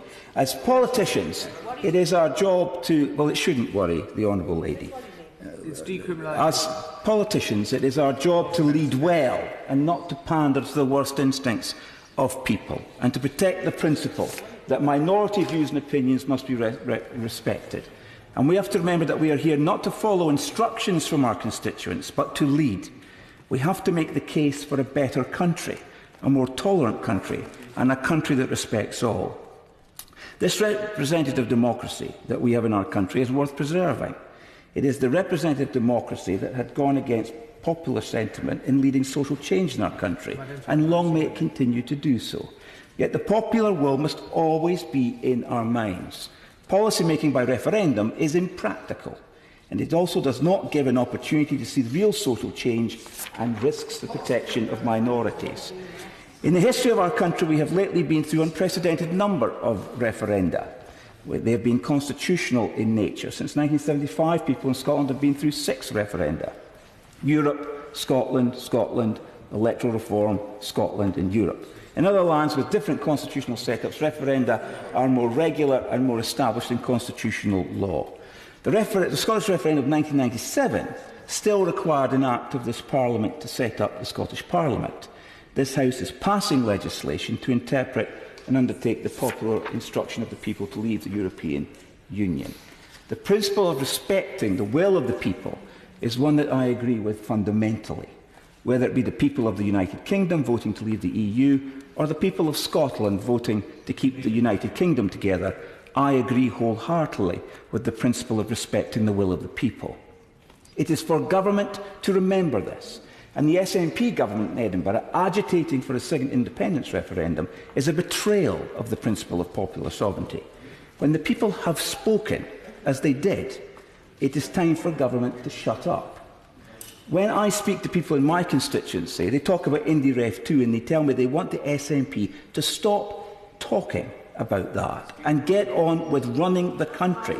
And when they talk about leaving the EU, they tell me that the government should get on with it. It is for government to get on with it. This debate feels like the exact opposite of this. Debating these somewhat obscure to most people constitutional matters seems like navel-gazing rather than focusing on the real work of government. People want government to work together, and they want government to be effective so that they can get on with their lives unencumbered by constant politics. We need governmental systems that allow for this, for all levels of government, Scottish, UK and local government, to work together to build a future for our country. And as I've said many times before, Madam Deputy Speaker, I am confident that the work of our Stirling and Clackmannanshire City Region deal, by showing a true partnership between Holyrood, Westminster and our local councils, will bear fruit. It will build a common set of economic objectives and do so by people working together. We need similar partnership working to be implemented elsewhere. On policy frameworks, we need systems that allow for decision-making without gridlock. We need democratic oversight and efficient government. But the rancour and grievance that is generated by the SNP is unhelpful to all of this. And I have to say, largely, this debate is unhelpful to all of this. Now, let me conclude with this. This is a debate on what is an obscure statement that has virtually no impact on the day-to-day lives of my constituents that I am here to serve. No doubt many members will find much to debate and discuss over the constitutional efficacy of the claim of right, whether popular sovereignty is right or wrong, drawing heavily on legal precedent and historical principles. But I would rather focus on improving the lives of my constituents and having a down-to-earth working government. Let us focus on the pragmatic. Let us focus on getting on with the work of government. After all, is that not what our constituents would expect of us? Ian Murray. Thank you very much, Madam Deputy Speaker. It's a great pleasure to speak in this debate and follow the honourable member from Stirling. And at 1 minute past midnight this morning, we've seen a tweet from the member for Glasgow North, the SNP Chief Whip, no doubt still up late celebrating England's win in the World Cup, no doubt, saying, breaking news, this is the very first debate we'll have in Parliament on the claim of right, obviously forgetting that he had a debate in his very name back on the 9th of September back in 2016 on the claim of right in Westminster Hall. And the reason that was so remarkable is because I agree with many colleagues across this House that I would rather be speaking here this evening on issues that are relevant to my constituents and my constituency. We've got the dilution of local policing across Scotland, which is showing a crime spree of housebreaking and car breaking in my own constituency. We've got a GP crisis in my own constituency where people can't sign up to GPs, they're on waiting lists, they're being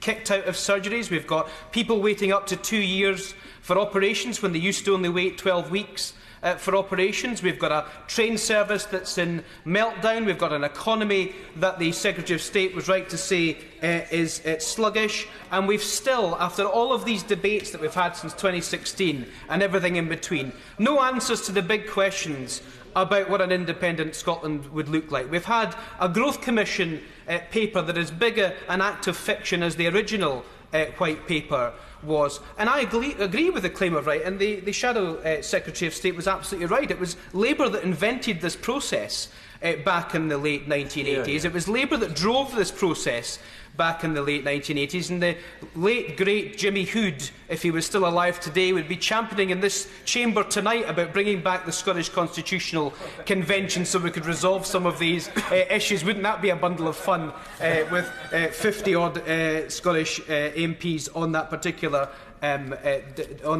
body. Now, the claim of right says, we gather as the Scottish Constitutional Convention to hereby acknowledge the sovereign right of the Scottish people to determine its own form of government. The Scottish people have determined their own form of government.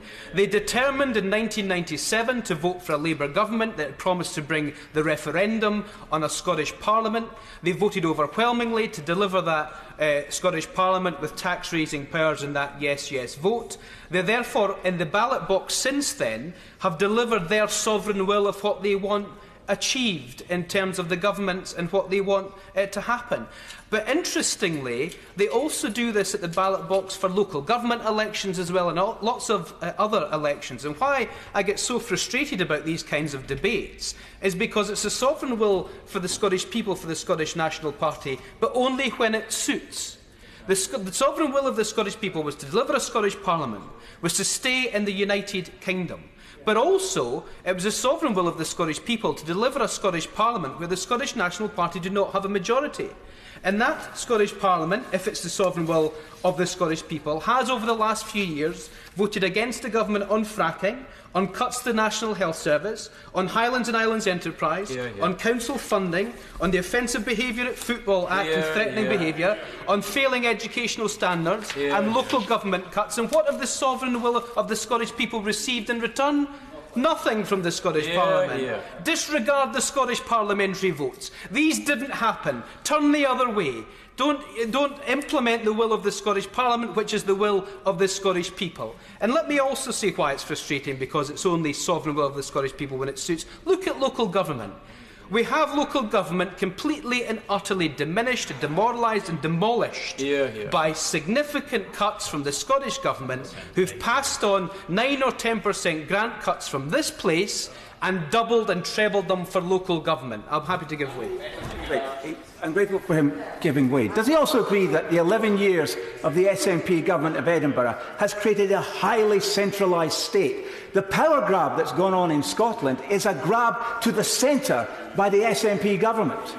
Well, I'm glad about that intervention because it goes to the point, and people can start shouting better together, but I'm going to stand up for the people of Scotland in my constituency because I do disagree fundamentally from the leader of the SNP during his speech. He does not speak for the people of Scotland, and you are entitled to have a different viewpoint, although we don't share that particular viewpoint. And you're right, because this chamber, when the Scotland Act of 2016 was given third reading and royal assent, delivered one of the most powerful Scottish parliaments, one of the most powerful parliaments in the world, but it's the most centralist parliament in the world. Local government no longer exists in Scotland. It is merely an administrative arm of the Scottish Government. And look at what we've seen today.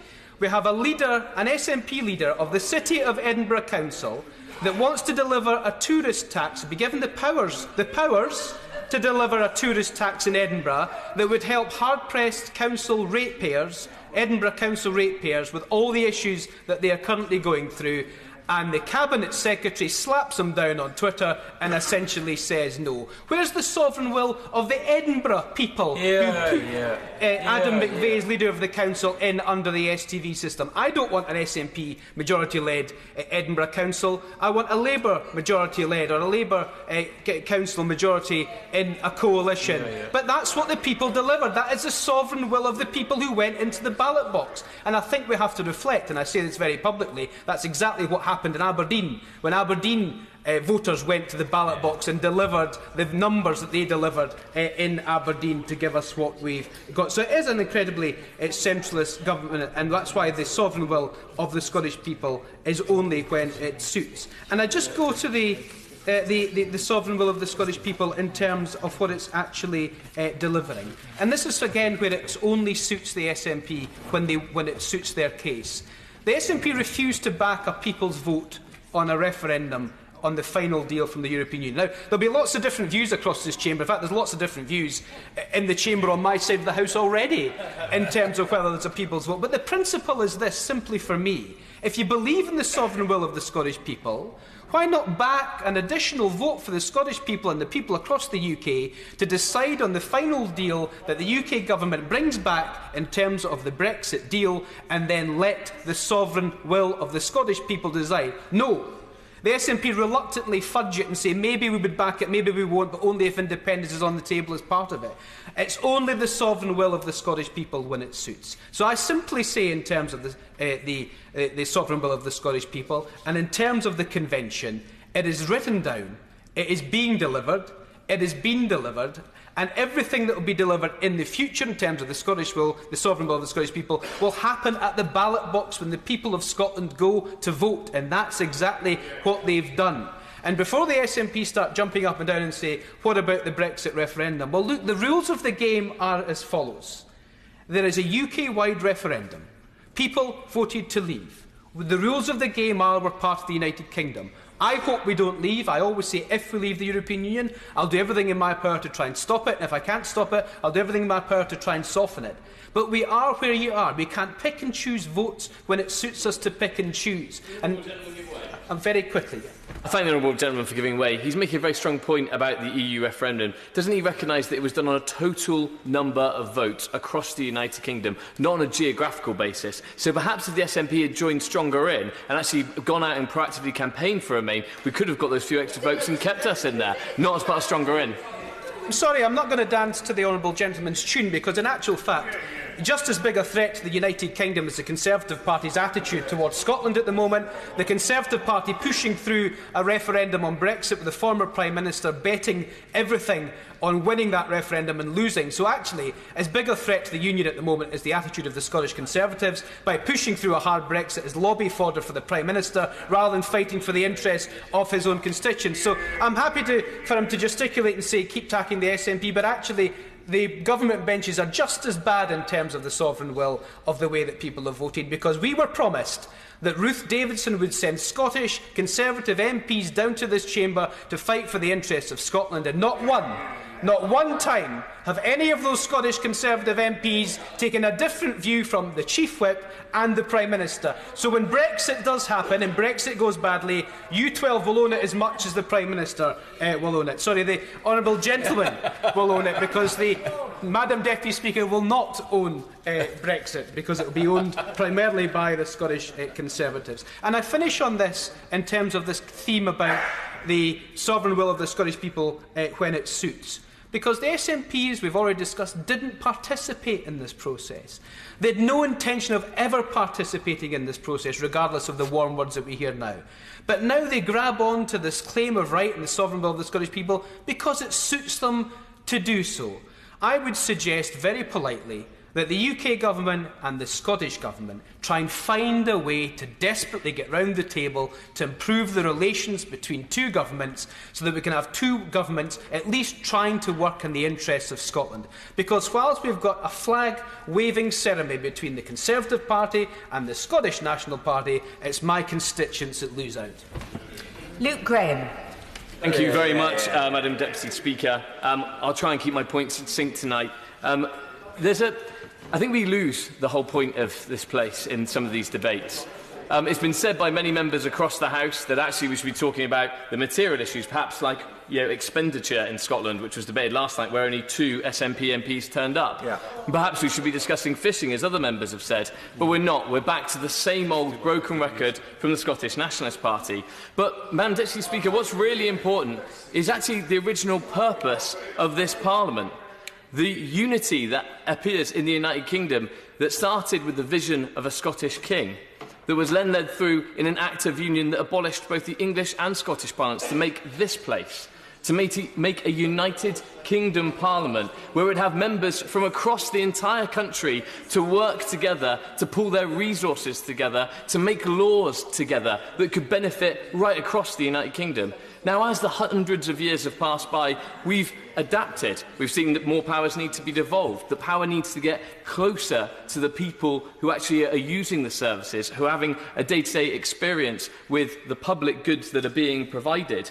But I think it's disingenuous for members opposite to say that somehow Scotland's voice isn't heard here. It's heard through their voices. It's heard through Conservative member voices, Liberal Democrats and Labour members. Yeah. It is heard right around this House because this Parliament is Scotland's Parliament as much as Holyrood is.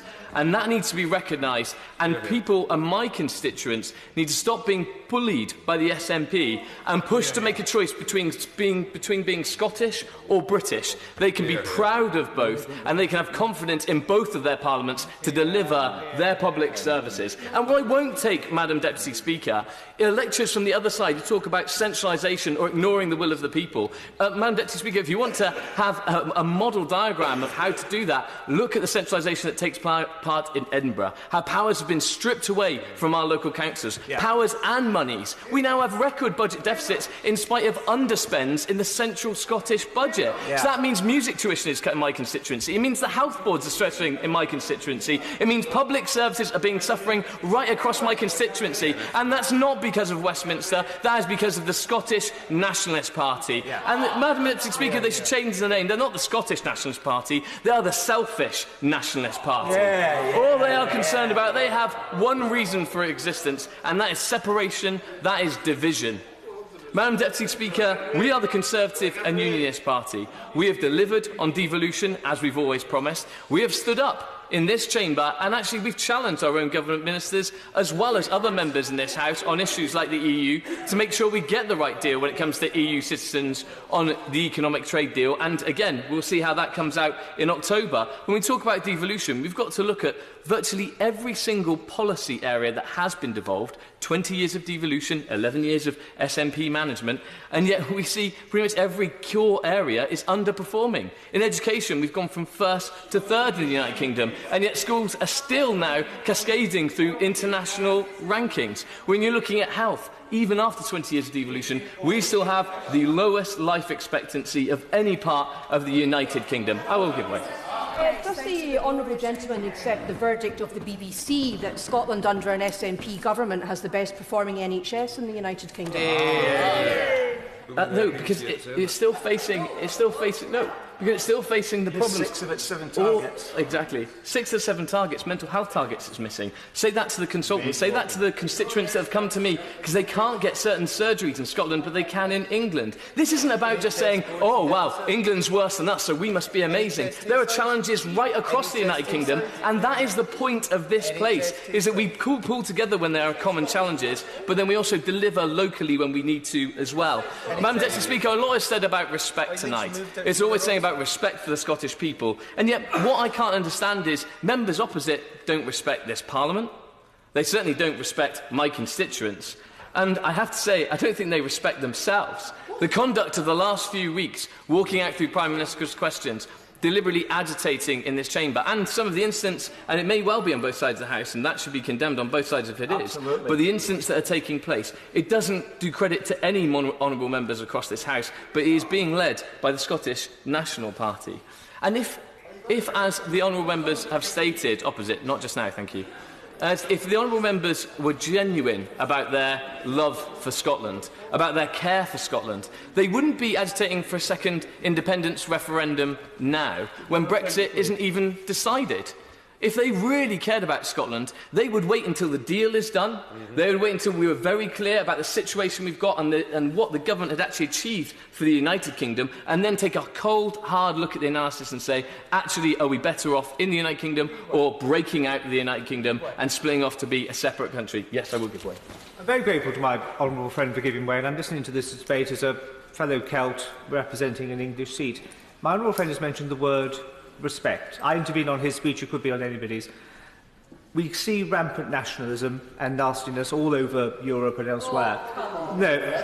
Would my honourable friend agree with me that the best advert for this place and for democracy is for all of us, irrespective of differences, to show respect and regard to each other, which always seems to be missing, unfortunately, over the last few months in any debates to do with anything to do with Scotland?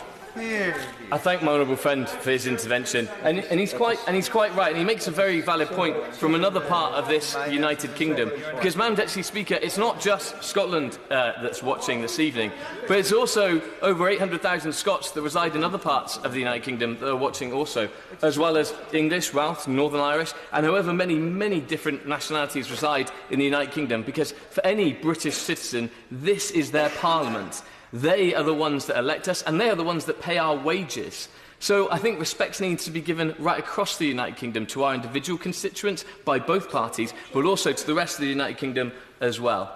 Madam Deputy Speaker, there's been talk of hope, saying what exactly could we be? If Scotland was free of this horrific United Kingdom, then we would be able to achieve so much more without it. But I would remind honourable members that actually it's this place that delivers on hope.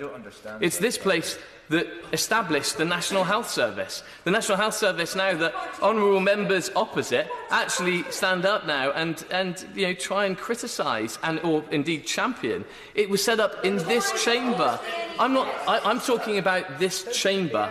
I'm talking the debate about whether things happen or not, but it's the output that matters. We established NHS in this chamber. We established the welfare state in this chamber. And as we heard from one of our ministers, Secretary of State today, indeed we are delivering international aid through pooling our resources together, Scots, English, Welsh, Northern Irish and everyone else delivering for other countries all around the world. And it's all through this chamber. So I will no longer sit here and listen to SNP members do down the United Kingdom, do down Scotland's Parliament, and say that we don't have a place in it. We do, we're here, and so are you. And so are the opposition. And we're here to represent our constituents and make sure we pull together and contribute. Yes, I will give way. Thank for giving way. He does realise that the reason that legislation is talking about was voted in the 1940s here was because there wasn't a Scottish Parliament. There wasn't a Scottish Parliament because the Conservatives consistently voted against Home Rule.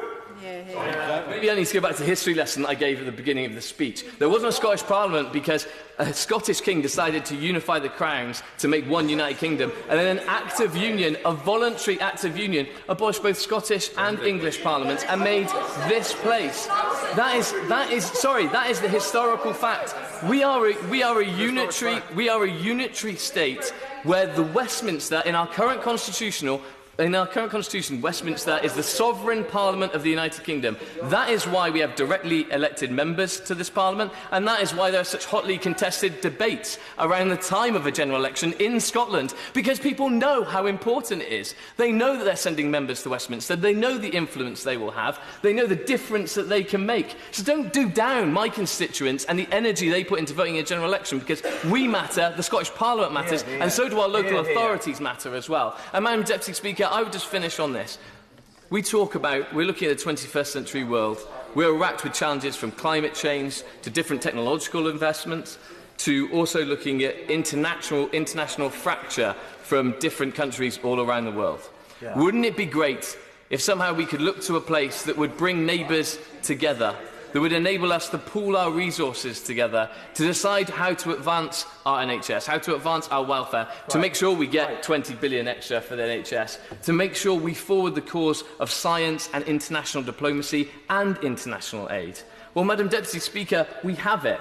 It's this Parliament, it's this United Kingdom, and that's what we've been sent here to represent, and that was what we will continue to fight for on this side of the House. Yeah. Martin Doherty-Hughes. Thank you, Madam Deputy Speaker.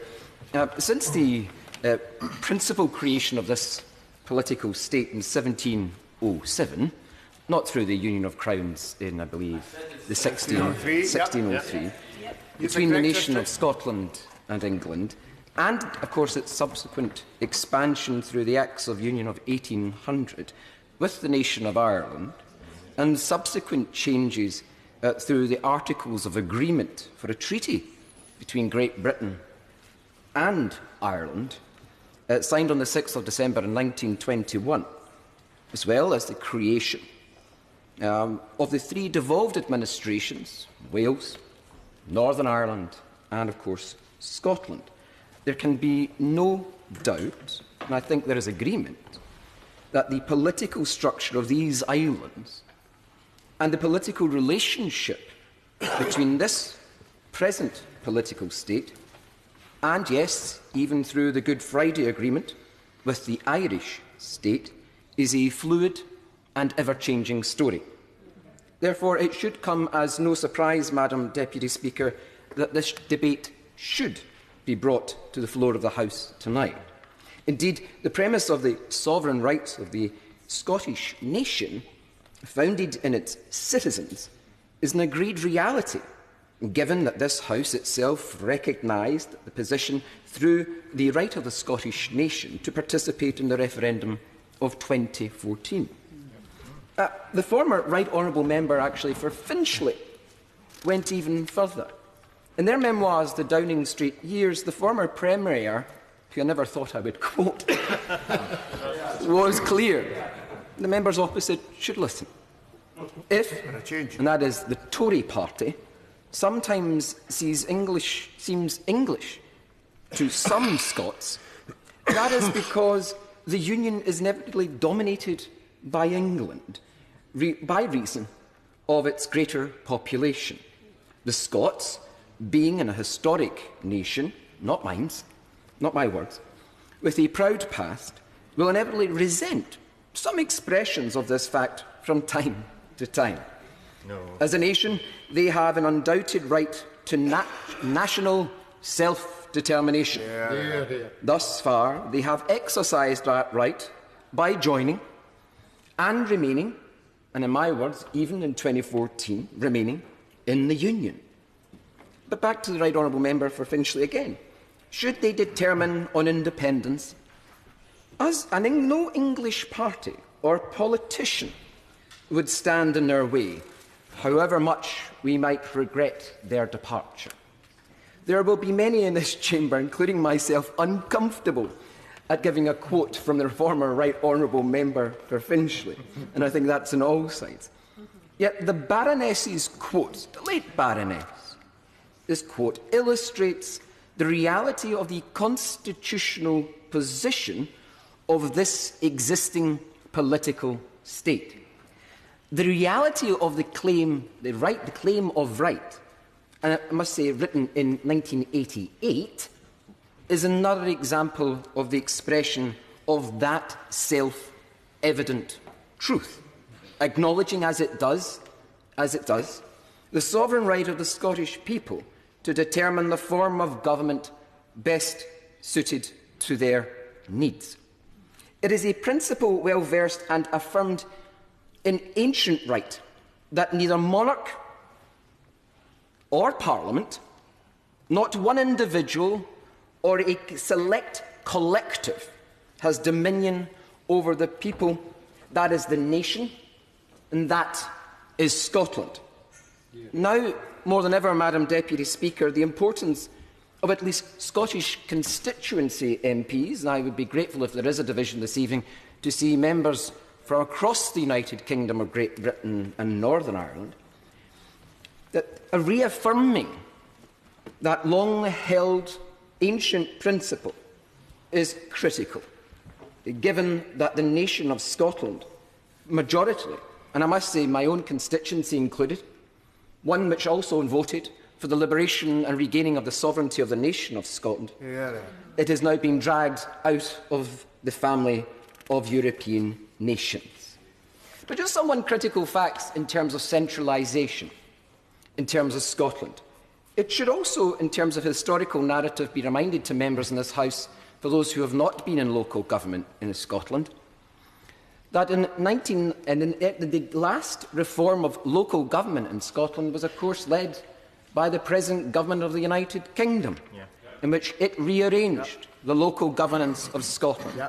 And it is since its premise, since it became, Madam Deputy Speaker, the government of Scotland through the devolved settlement, the present Scottish government, which set out the Concordat and existing relationships with local government, supported the length and breadth of Scottish local government through COSLA. For those members who don't know what COSLA means, it is the Convention of Scottish Local Authorities. But I'm not going to take up more time, Madam Deputy Speaker, but on this basic principle.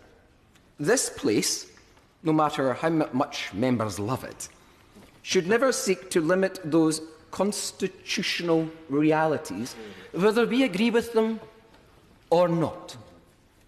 And that this place must clearly understand that no matter what is said or done, Scotland is, today and forever, a nation, a distinct, proud, historic nation, free, and able to direct its governance and destiny. Jamie Stone. Madam Deputy Speaker, I have enjoyed the debate this evening very much indeed, and particularly the scholarly dissertation given by the Honourable Member for West Dunbartonshire. The subject tonight is there above us, the claim of right for Scotland. And let me put it on the record right away that I stand full square with that claim of right. And I may be many things, but perhaps pride is a sin, one of the 7 deadly sins, they say. I take pride in my involvement in Scottish affairs over the years. I'm one of 6 members in this place who also served in Holyrood. I had the honour to represent Keith Sutherland and Easter Ross for 12 years in Holyrood, and it was the making of my life. And I look back upon those days with pleasure and as something I can tell my children and my grandchildren in the years to come. I hate to say pride, but I'm proud of it. Now, let me use this example. In my garden, I have a big piece of Kemney granite. And that is one of the stones that the Scottish Parliament at Holyrood is built out of. And when the building was complete, the builders very kindly gave me one leftover piece of Kemney granite. And there it stands in my garden.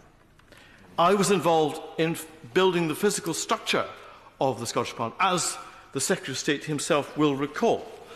And myself and Linda Fabiani, who is now Deputy Presiding Officer of the Scottish Parliament, and John Hume Robertson, who once graced the Labour benches in this place, it was not an easy task. We had the slings and arrows of outrageous fortune coming at us all the time. It made good friends of us. But again, I take pride in the fact that this building is our Parliament in Scotland. And I think they do also. I served in my time on the Scottish Constitutional Convention, which has been made of already this evening. I represent Ross and Cromwell District Council as one of the local authority reps on the convention. I was in my day, believe it or not, when you look at the aged frame before you, I was the youngest member from the Highlands and a callow youth, but nevertheless, I feel I made my contribution. Now, against this background, Madam Speaker, I want to turn again to the subject before us, which is, of course, is the claim of right. Now, while I have enjoyed the contributions from the benches in front of me very greatly, I cannot help but pose the question, why is the claim of right being used as the peg to hang the hat on today? Because that does give me some trouble. Not more recently in the debate, but early in the debate, mention was made of the fact that the Scottish National Party would not sign up to the Scottish Constitutional Convention. And in fairness to these members in front of me, they have given their reasons for that. It was because it didn't include the independence option. And I accept that argument. But nevertheless, as somebody who worked hard on the Scottish Constitutional Convention, and also we had to go through difficult times to get the scheme of the Scottish Parliament together, I regret very greatly that the Scottish National Party did not take part. And I have to remind members of this chamber that there were times when the former member of this place, Mr Alex Salmond, was not unknown to make disparaging comments about the work of the Scottish Constitutional Convention, and I regret that also. So, leading on from that, it's an inevitable, logical follow-on. The SNP did not sign the Claim of Right. Now, to me, the Claim of Right is one of the most important documents in recent Scottish history. And what the Chamber will not know, but I now say, is that I've talked about my pride, but the greatest pride I take is in the fact that my name is on that Claim of Right. No other member of this place can say that, and I do, and I'm not going to give away my pride in that fact for anything whatsoever. Therefore, let me say this. To my mind, the fact that the Claim of Right, a document with which I'm associated, in which I take great pride, and the people of Scotland do, I am saddened that it's being used for the purposes of this debate. And I say with respect to the Right Honourable Member for Ross Sky Lochaber, I'm afraid it demeans him and it cheapens the tone of the debate, and I wish it were not so. And I leave my contribution at that. Thank you. Patrick Grady. Thank you, Madam Deputy Speaker. I think it's quite useful to follow the Honourable Member for Caithness, and I congratulate him on the distinction that he has of being one of the few signatories to the Claim of Right that is still here, because just think of the scene. The economy on the brink of recession, the government hopelessly divided over Europe, the Labour Party in turmoil, a woman Prime Minister in Downing Street, Scotland living under yet another Conservative government that it didn't vote for, pushing through damaging social policies against the will of the vast majority of people and Scottish parliamentarians. And that was the situation in 1989, when the Claim of Right was first signed, and the snowball that led to the Scottish Parliament of devolution, the snowball of devolution that led to the Scottish Parliament began to gather speed. But the more things change, the more things, it seems, stay the same. Except that Scotland has changed and the United Kingdom has changed. Now, my right honourable friend from Ross Sky and Lochaber made the point that many others have done, that for those 15 hours when polls were open on the 19th and the 18th of September 2014, Scotland truly was exercising its sovereignty as a true and free, independent country. The future of our governance was in our hands and nobody else's. And that's why we would have been happy to accept the amendment had it been accepted by or selected by the Chair, because a decision was made. And we on these benches, of course, were disappointed. But Scotland had voted to remain in the Union. But voters were repeatedly told during the 2014 referendum that a vote no was not a vote for the status quo, and that choosing to stay in the Union would bring about a new relationship in which Scotland would lead the UK, not leave the UK. A vow was made to deliver something as near to federalism as possible, and a guarantee was given that Scotland would remain a member of the European Union. And nearly 4 years from that independence referendum, none of those promises have been kept.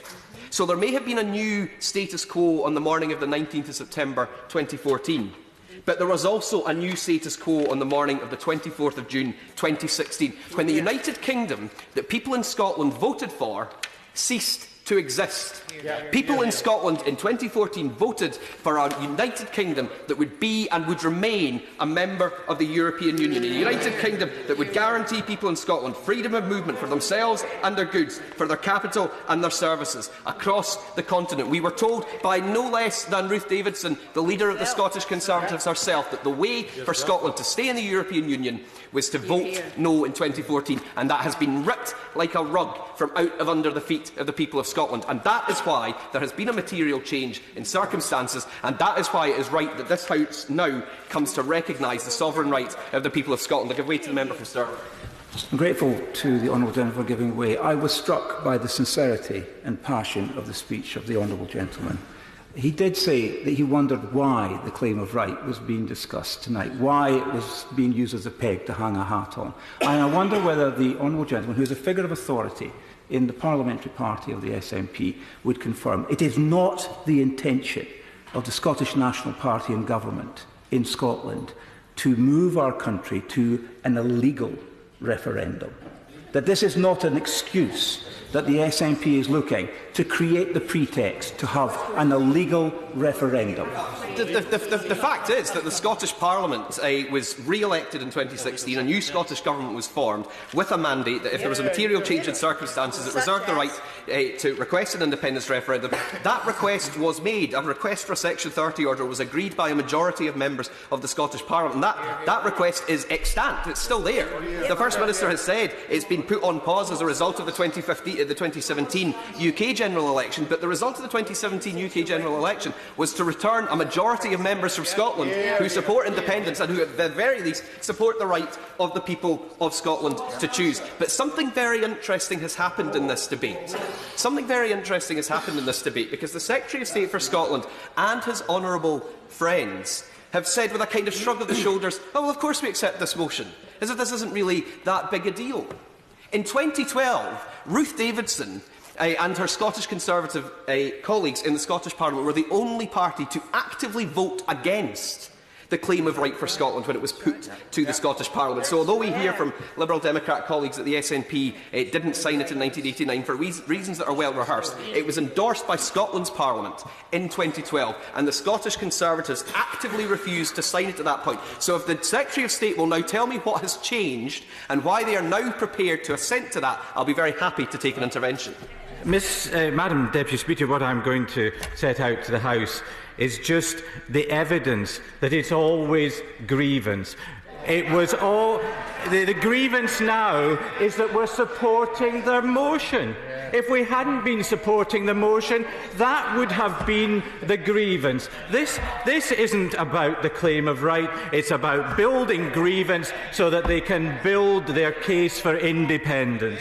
And we'll no doubt hear, because of course the Government has committed in 30 days if an opposition motion is carried to produce a statement, so we'll no doubt hear that it's not binding and this and that and all the next thing. But it can't change. The Government can decide whether or not it wants to accept it, but the House is accepting. This House, this sovereign Parliament, is actually, if what the Secretary of State and his honourable friends are saying is correct, are going to accept the principle of the sovereignty of the people of Scotland. And I'm surprised that some of the Brexiteers who want to take back control, the honourable members for the 18th and 19th century, haven't actually come along this evening to defend their cherished and beloved parliamentary sovereignty. But perhaps it's because they actually can't, because as we've seen through the European withdrawal bill process, it's not this House that is taking back control. It's the executive that's taking back control. The power grab is not simply the power grab from the Scottish Parliament.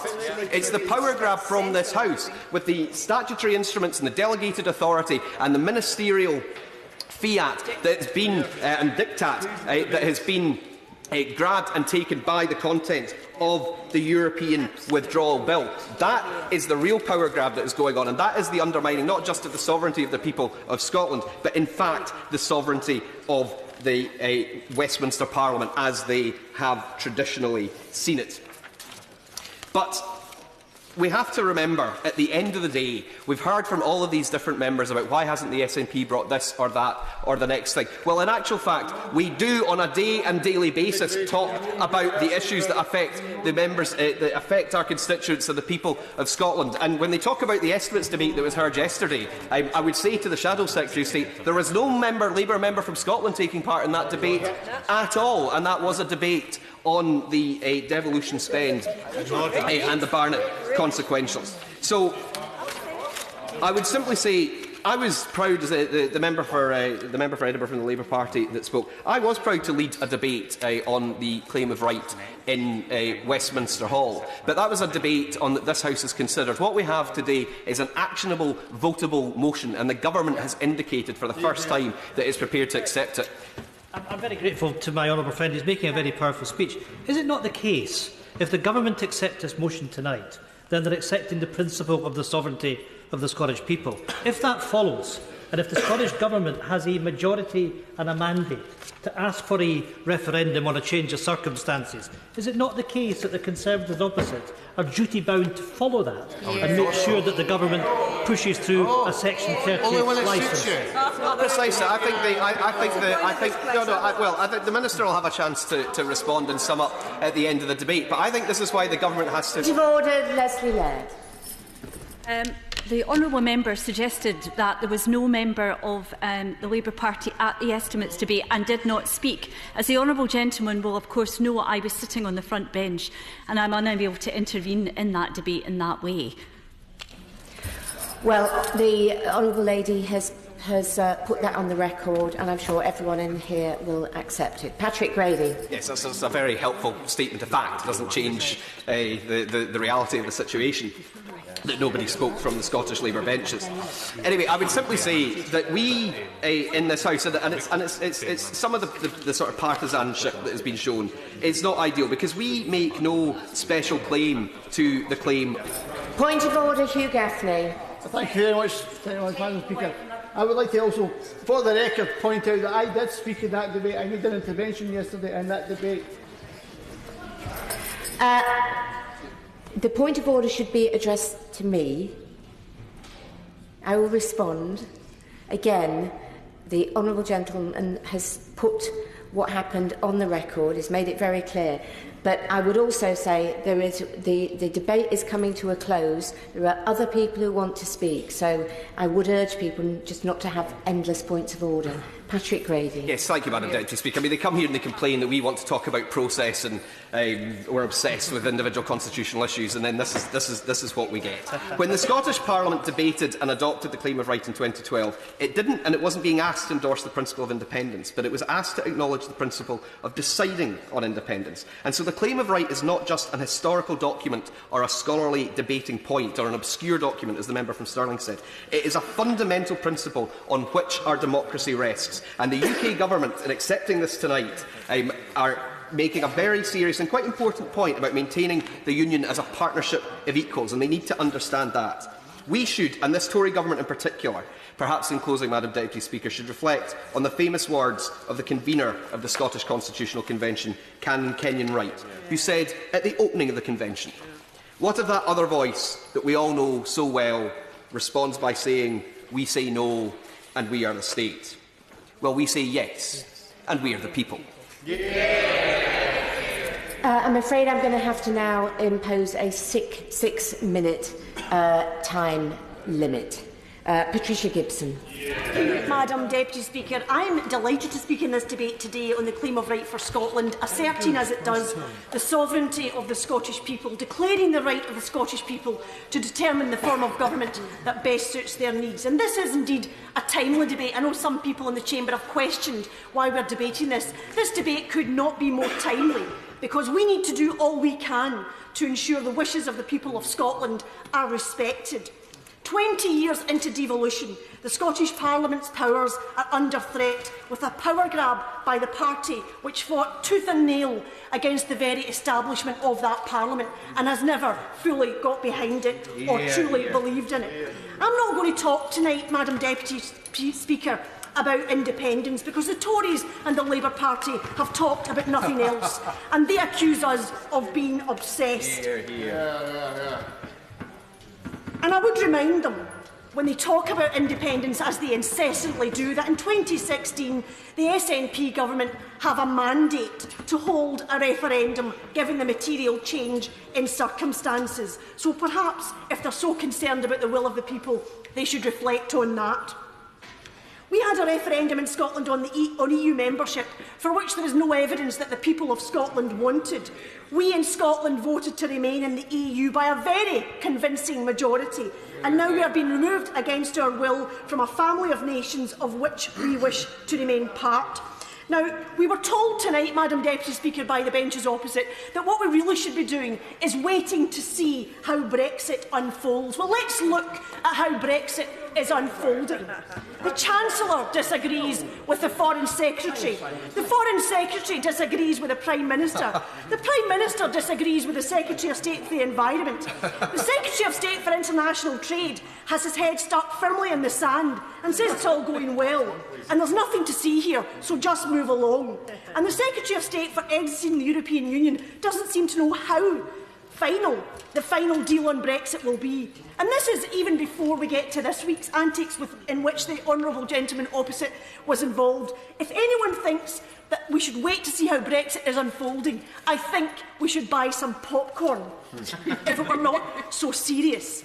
We've heard the Secretary of State for Scotland tonight unable or perhaps unwilling to explain why the claim of right is now to be supported by the Tories but could not be supported in 2012. With the passing of the EU withdrawal bill in the teeth of opposition from the democratically elected Scottish Parliament, a withholding of consent for that bill from every political party save the out-of-touch Tories, the contempt for Scotland, for her people and for her democratic institutions is as clear as it can be. So let's talk about the claim of right. The consent for Clause 15 of the withdrawal bill in Holyrood was withheld by a huge majority of 93 votes to 30. And as a consequence, as we know, Madam Deputy Speaker, it should not have passed through this House with that clause intact. In the event, it did remain intact, with a mere 19 minutes of debate time allocated, with not one Scottish MP able or permitted to speak. And then you ask tonight, Madam Deputy Speaker, they ask tonight why we are debating the claim of right. They should be ashamed of themselves. When you ignore the entire concept of consent, when you ride roughshod over democratic institutions elected by the people of Scotland, and remember, the Tories have not won an election in Scotland for 55 years. When you ride roughshod over the Scottish people and their will, you do so at your peril. We have heard tonight, Madam Deputy Speaker, about the affection, the esteem in which the Scottish Parliament is held. Westminster enjoys no such reputation in Scotland. And we have repeatedly heard the powers being clawed back by this government. We've repeatedly heard them being diminished. The members opposite know exactly how important these powers are. Agriculture, fisheries, food labelling, public procurement, and I remind the members opposite, the public are watching. Public procurement. You've allowed it to happen. Public procurement, Madam Deputy Speaker, could constitute an attack on our public services. And I have listened to MPs in the Tory ranks rubbishing these concerns. Well, your constituents will have something to say about that. I know it's very inconvenient, Madam Deputy Speaker, for those who oppose the very concept of devolution, who want to deny the very nationhood of Scotland. And they wish us pesky Scots would stop using our voices to decry the injustices and acts of contempt being perpetrated on Scotland. But we will not go quietly. Tonight, Madam Deputy Speaker, we reassert the claim of right for Scotland without apology, despite all the blistering attacks from the benches opposite. Scotland is watching, and I say to the members opposite, you are swimming against the tide of history, and you will soon find yourself engulfed in the waves. Martin Whitford. I'm grateful, Madam Deputy Speaker, and it's a great pleasure to discuss and contribute to this debate. The concept of the claim of right dates back, of course, to the Claim of Rights Act in 1689 and refers then to the right of appeal to the sovereign and the monarch against perceived judicial injustice.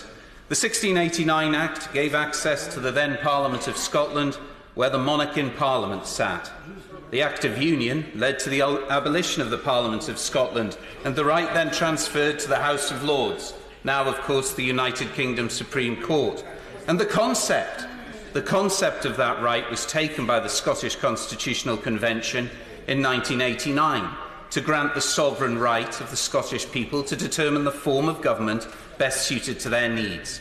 An idea itself which dates back to the thinking of my predecessor, J.P. Mackintosh, an honourable member of this House, who died far too young 40 years ago this month. The claim of right draws on the principle of empowering communities, and it is only a criticism of governments that they appear far too happy to accept new powers, but are very reluctant to pass them on downwards to their communities, to the local authorities, and even lower. The claim of right has developed into the devolution debate that we've heard today. And again, my predecessor, J.P. Mackintosh, shared with his great friend, Donald Dewar, a passionate commitment to the cause of Scottish devolution. And as Donald Dewar said, articulating Mackintosh's view, at its core, it is about democratic control. It is the empowering of people. It is not for the nationalistic glorification of a nation-state.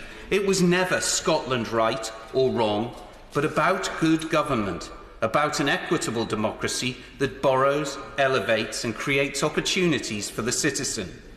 The idea of the Union State made stronger by the diversity of its communities, the constituent parts, rather than a creeping uniformity. The shouts of conform, conform, put it all in a meat mincer so it all looks the same, should be battled against. I will very...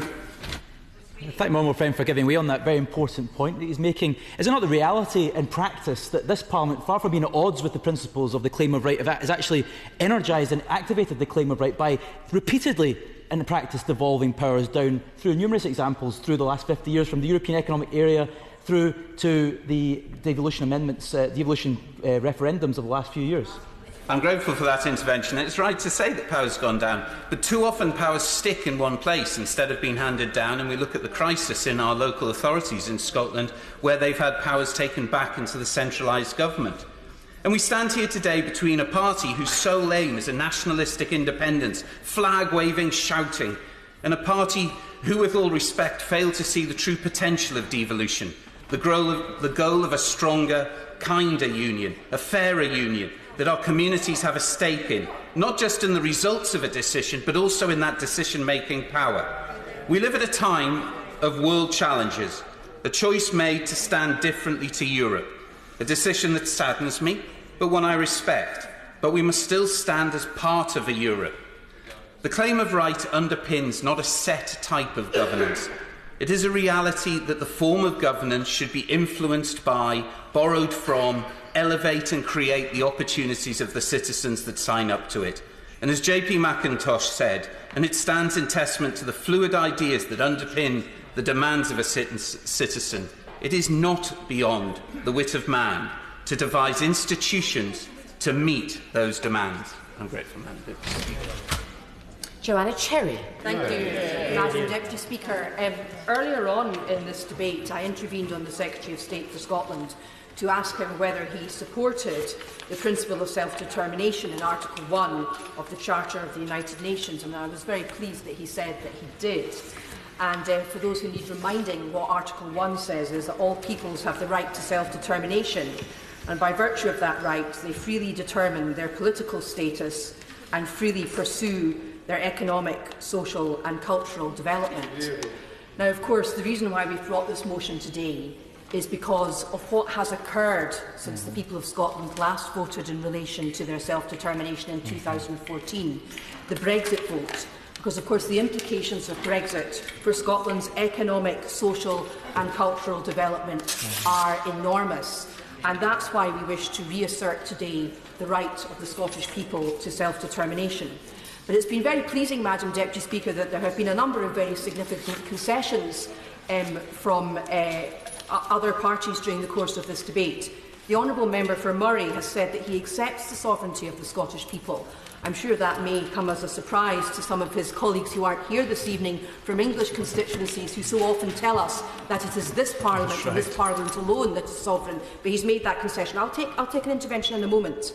So that's one concession from the benches opposite. The Honourable Member from Stirling has said that he will vote for this motion tonight, and I was delighted to hear that as well, and I'm very much hoping that all of his colleagues will go through the lobbies to vote for the motion, because again I say the support for this principle will become very important when the First Minister of Scotland once again approaches the Prime Minister of the United Kingdom looking for a Section 30 order. Because of course the Honourable Member for Kirkcaldy and Cowdenbeath, who speaks for the official opposition, also made a very important concession. If I heard her correctly, I think she said that if there was a mandate for another independence referendum in Scotland, she would support that. Well, that's very good. That's music to my ears, Madam Deputy Speaker, because there is a mandate already for another independence in Scotland. It comes from the democratically elected Scottish Parliament, which, in the light of the Brexit vote, voted to give, with the SNP and the Greens together, voted to give the First Minister of Scotland a mandate to request from... let me finish my point, please. A mandate to request from this government a Section 30 order in order to hold another independence referendum. So if members opposite and members on the Labour opposition benches haven't twigged already, then let me spell it out for them. That is what this motion is about tonight. It is about protecting the right of the Scottish people to take necessary steps to protect themselves from the consequences of Brexit. Because you see, Madam Deputy Speaker, unlike the people's vote, the vote for a second independence referendum in Scotland already has a mandate. That's a distinction which the Honourable Gentleman for Edinburgh South and the Lib Dems, who are no longer in their place, do not seem to understand. Now, before I go any further, I want to take the opportunity to defend my right honourable friend and our group leader, the Right Honourable Member for Ross, Skye and Loch Aber. Because, Madam Deputy Speaker, there has been a concerted attempt by the benches opposite this evening to attempt to assassinate his character by putting into the Hansard record allegations about him which cannot be upheld. I note, Madam Deputy Speaker, that neither you nor anyone else in the chair this evening has ruled his conduct disorderly. In speaking up passionately for the viewpoint of the Scottish National Party, he is simply exercising his mandate and doing his job. And in so doing, he has our support, the support of his constituents and the support of the Scottish National Party. Now, I'll take some intervention. I'm grateful to the Honourable Lady for giving way. She mentioned what those of us on this side had said and had put into Hansard. Will she accept that what I said about the Right Honourable Gentleman was he made it all far too personal? He was playing the man rather than the ball. Yes. And if they really want to have a constitutional debate where they want to engage people from all sides, they have to stop these petty attacks on individuals. Yes, I did hear the Honourable Gentleman for Murray say that. But I don't accept that he was right, and can I suggest that he gets a mirror and looks in it more often, because it is he and his colleagues from Scotland who have been playing the man and not the ball. Now, Madam Deputy Speaker, what this debate is really about, and the debate around Brexit and Scottish independence, is really about what it means to be an independent nation in the modern world. And people will often ask why the Scottish National Party want to leave the United Kingdom but stay in the European Union. And the answer is very simple, and you don't have to look very far to see an example of what it is to be a partner in the European Union as opposed to what it is to be a member nation in the UK. Just look across the Irish Sea to Ireland and see the treatment that the Republic of Ireland has received from the European Union, where its economic and social considerations are put at the heart of the negotiations by the EU 27. Contrast that with the economic and social concerns of Scotland and indeed Northern Ireland, who voted to remain, but whose concerns are utterly sidelined, and in Scotland's case were given a total of 19 minutes for debating and accompanied by much sneering and condescension from the opposite benches when SNP MPs dare to protest.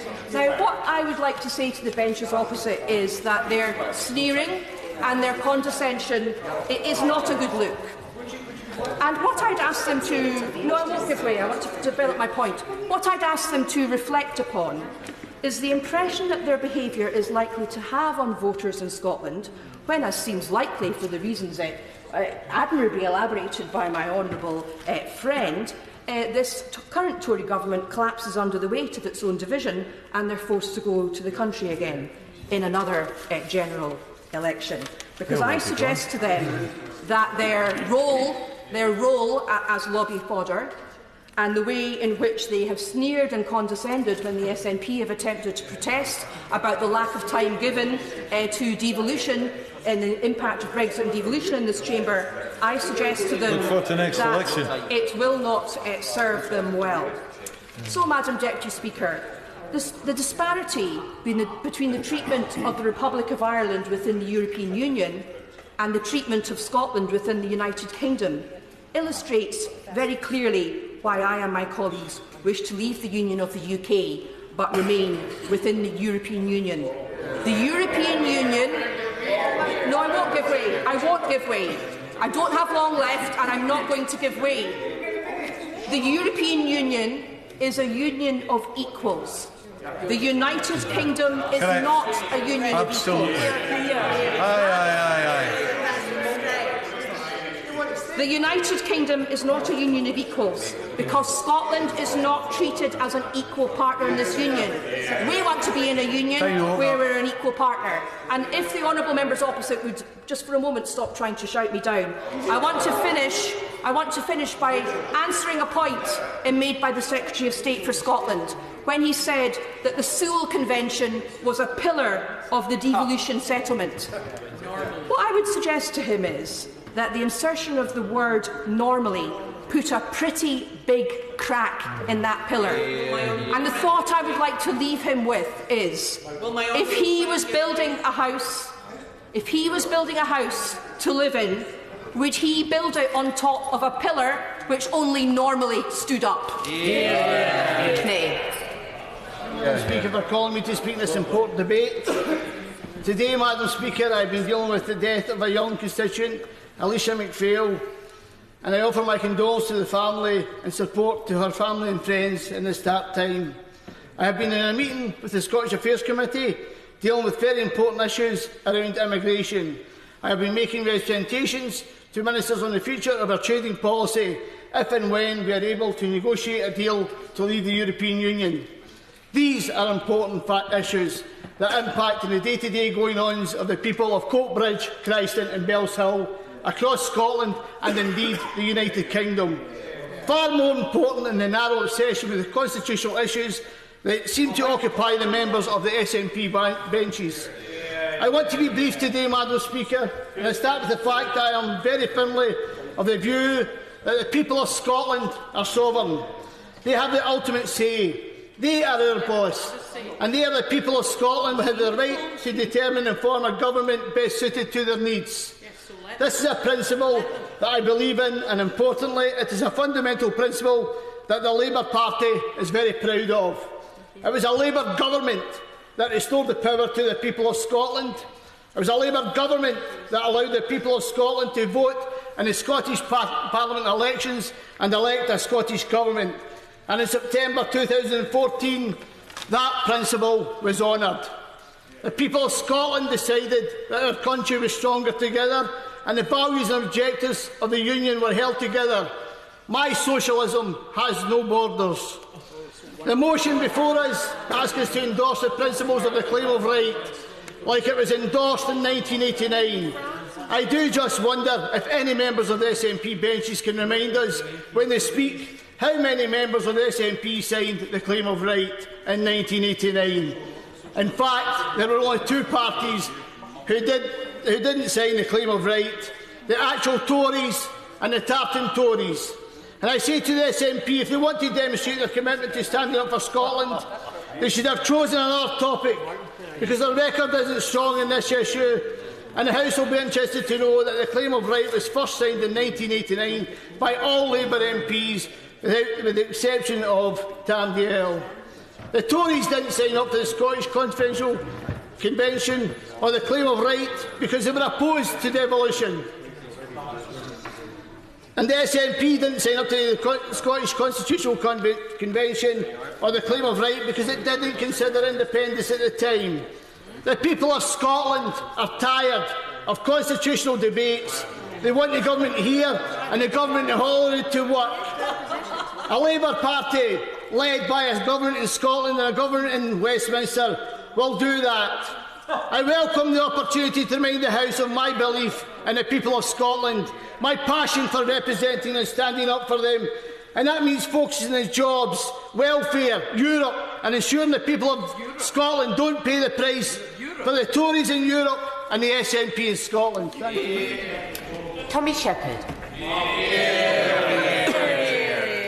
Thank you, Madam Deputy Speaker. I find it rather interesting that in the course of almost a 3-hour debate we've not heard anyone speak up against the notion of the claim of right. But I would caution colleagues against being deluded by any faux agreement on this matter, because I am confident there are many members of this chamber, not here tonight present, who would find it presumptuous, indeed, they would find it very presumptuous that a group of citizens in one part of this island should assert the claim to be able to control their own destiny. And they would do that because they regard this as a single nation.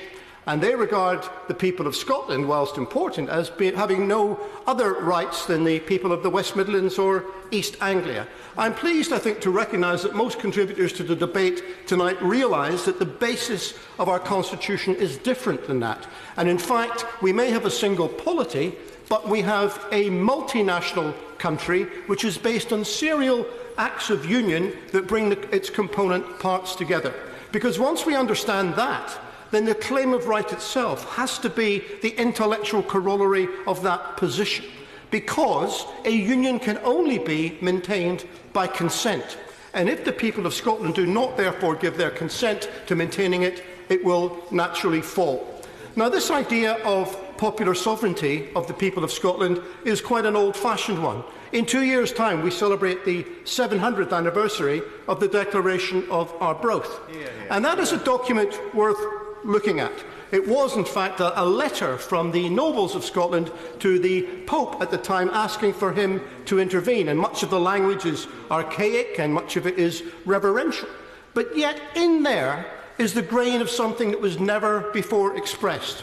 It says clearly that if the King of Scotland does not represent the wishes of the people, then the people will find themselves a king who will. Hear, hear. It is the first expression in modern times of the notion of popular sovereignty. Hear, hear. Now, that idea has ebbed and flowed over the 7 centuries in between. 300 years ago, it inspired the dissenters who were resisting the fledgling union because they felt it was a matter of being sold out by the Scottish aristocracy. 200 years ago, it fuelled people like the friendly societies, people like Thomas Muir, who were working for popular democracy and universal franchise. 100 years ago, it motivated the Red Clydesiders and people like John Maclean. The idea of Scottish popular sovereignty has always been consistent throughout the centuries, but never more so than the present day, and never more so than 20 years ago, when the 1998 Scotland Act, for the first time in all of those centuries, actually asked the people what form of government they would like. And they said, by a massive majority, 3/4 of them voted to establish the Scottish Parliament. Now, the reason why we bring this debate here tonight about the claim of right for Scotland is because we believe that devolution settlement itself is very much under threat, and we wish to alert this chamber and this country to what is going on. The Secretary of State for Scotland says there is no power grab. In fact, there's a powers bonanza. The member for East Dunbartonshire, in a previous debate, listed a whole range of topics that would become the responsibility of the Scottish Parliament after Brexit. But we misunderstand if we think that responsibility is the same as power.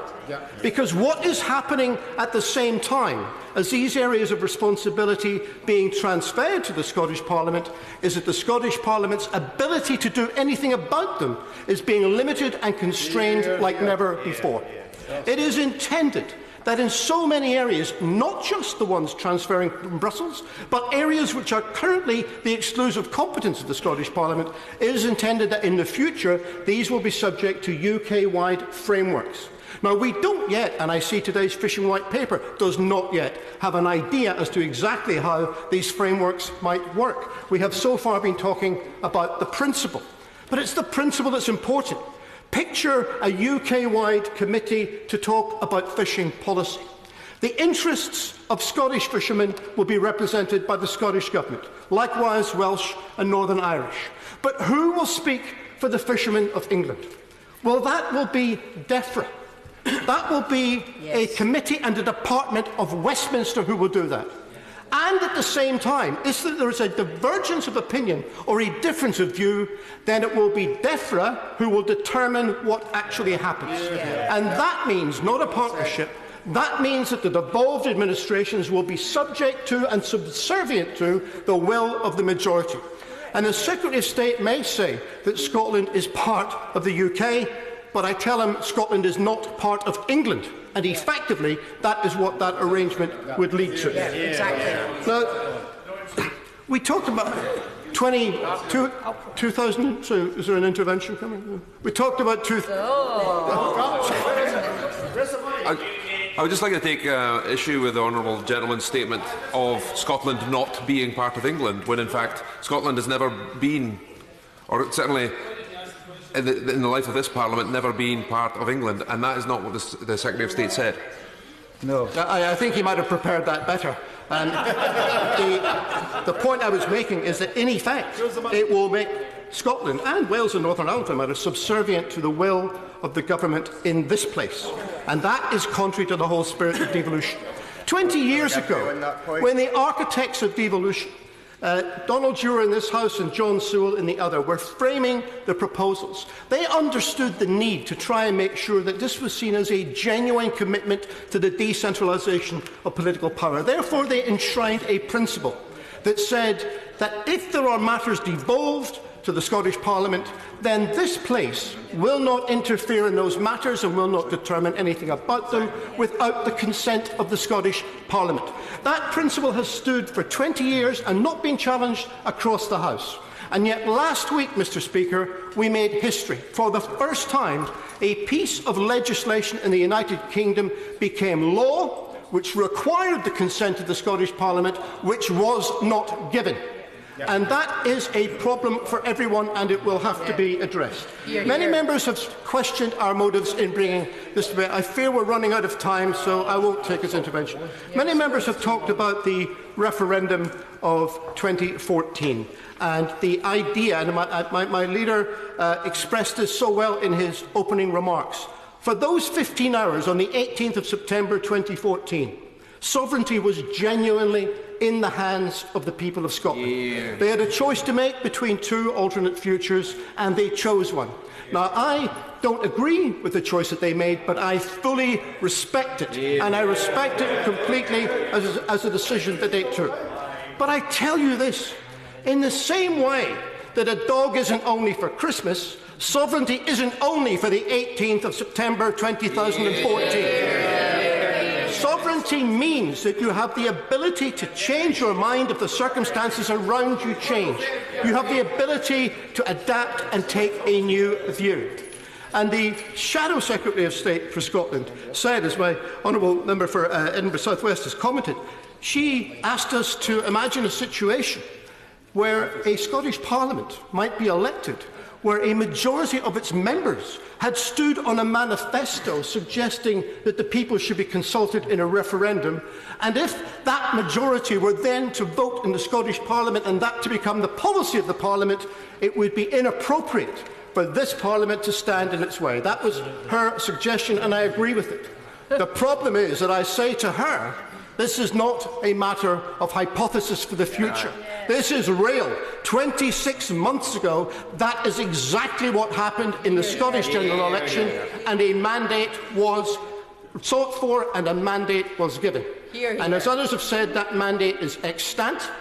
But it will be for the judgment of the Scottish Parliament to determine, when the dust settles on this Brexit mess that we are currently in, whether or not they believe it is in the best interest of the people of Scotland that they be consulted again on their constitutional future, and whether they wish to remain part of an isolationist United Kingdom, or whether they wish to be part of opening up to the world and playing their role as an independent country. And that day will come, and the claim of right for Scotland means that the people will have their right to exercise their decision on that matter when that time comes. Thank you. Minister Stuart Andrew. Thank you very much, Mr. Speaker. Can I begin, actually, by just talking about the honourable member for Coatbridge, Christon and Bellshill. He quite rightly mentioned the sad death of his constituent, Alicia MacPhail, and I think it's right that we all send our condolences to her family and to say that we're with the community in this very difficult time. Mr. Speaker, I'm beginning to realise that these debates become incredibly lively. The one in Westminster Hall last week was just as enjoyable.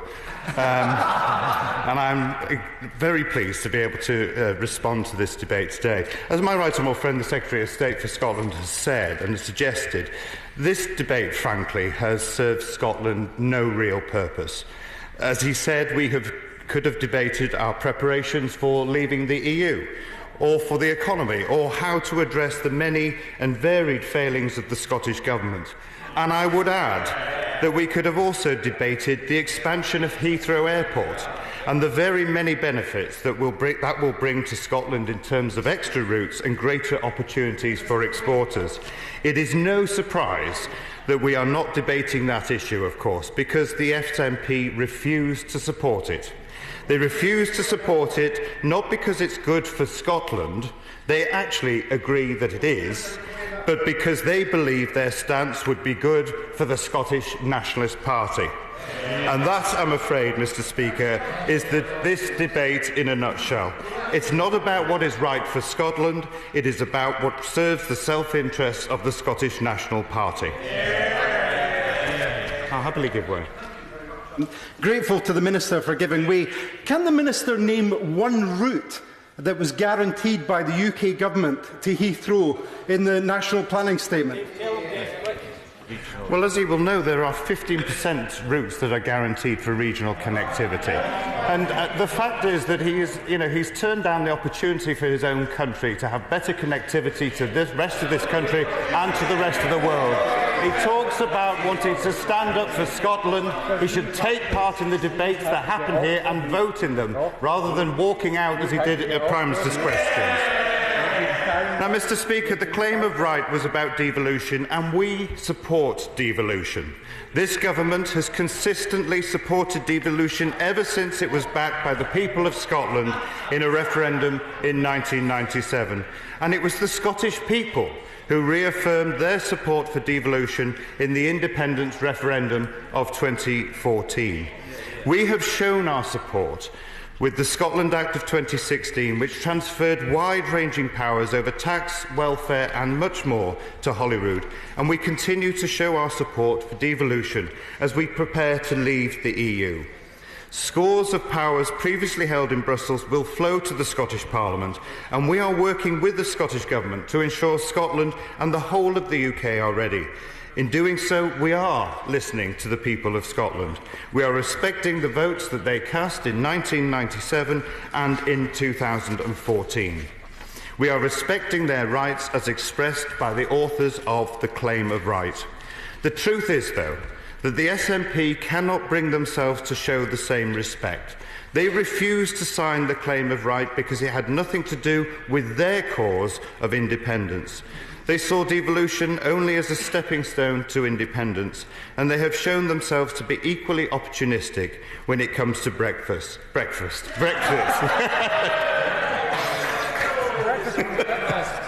And breakfast. Yes, breakfast, dinner and tea, as we say in the North. Shamefully, they have no interest in preparing Scotland and the UK for leaving the EU. They see it only as a chance to scaremonger and manufacture grievances in a bid to support and boost their cause for independence. That is their purpose in today's debate, but people will see it for what it is. They will see through the SNP's games, and they will understand that they are not acting in Scotland's interests, but in their own narrow party interests. Now, I want to respond. No, the honourable gentleman had far too long to speak at the beginning. And in fact, I'll come on to the point that he said right at the very beginning. He let the cat out of the bag in the very first sentences of his contribution, when he was almost lost his temper, and he clearly let the cat out of the bag that all this is about is pushing for another referendum for Scottish independence. He said that there was a majority for independence in the Scottish Parliament, but the point is there was a majority of the people of Scotland who voted no in the independence referendum. He also said that we ripped up the Sewell Convention. I really do not understand how he can say that. It does seem that the Scottish Government and some honourable and right honourable members, when taking part in this debate, appear to have read "not normally," that is written in the Convention, to mean not at all. Never, in no circumstance whatsoever. Some members of this House may wish to change the terms of the Convention, but this is the Convention that we have. He also talked about this government wanting to attack the poor. Now, I have to say to him, I find that really quite a disgraceful comment. We have done an enormous amount to turn the economy round, and he can continue to heckle. I'll come on to some of the behaviour that he had in this debate. We have done an enormous amount to turn this economy round. We've got record employment. We have lowered taxes. We've taken the poorest out of tax altogether. And our national living wage has given people in this country, the poorest, the biggest increase in their wage for a long time. He also said that we are all about a power grab, and that the Secretary of State couldn't name a single power that would be going to the Scottish Parliament. I really don't understand that. In a previous debate, my honourable friend for East Renfrewshire spent about half of his speech listing all of the powers that will be going to Holyrood. And he could not. In fact, he couldn't continue on the time limits he had to list them all. I'll happily give way. I'm grateful to the Minister for giving way, because will he also accept that in a debate last week, not a single SNP MP could tell us any powers the Scottish Parliament were losing, and today, every time I tried to intervene on the right honourable gentleman about power grab, he wouldn't accept it, because they know Scotland is getting a huge number of powers from this Westminster government as a result of Brexit. Quite right.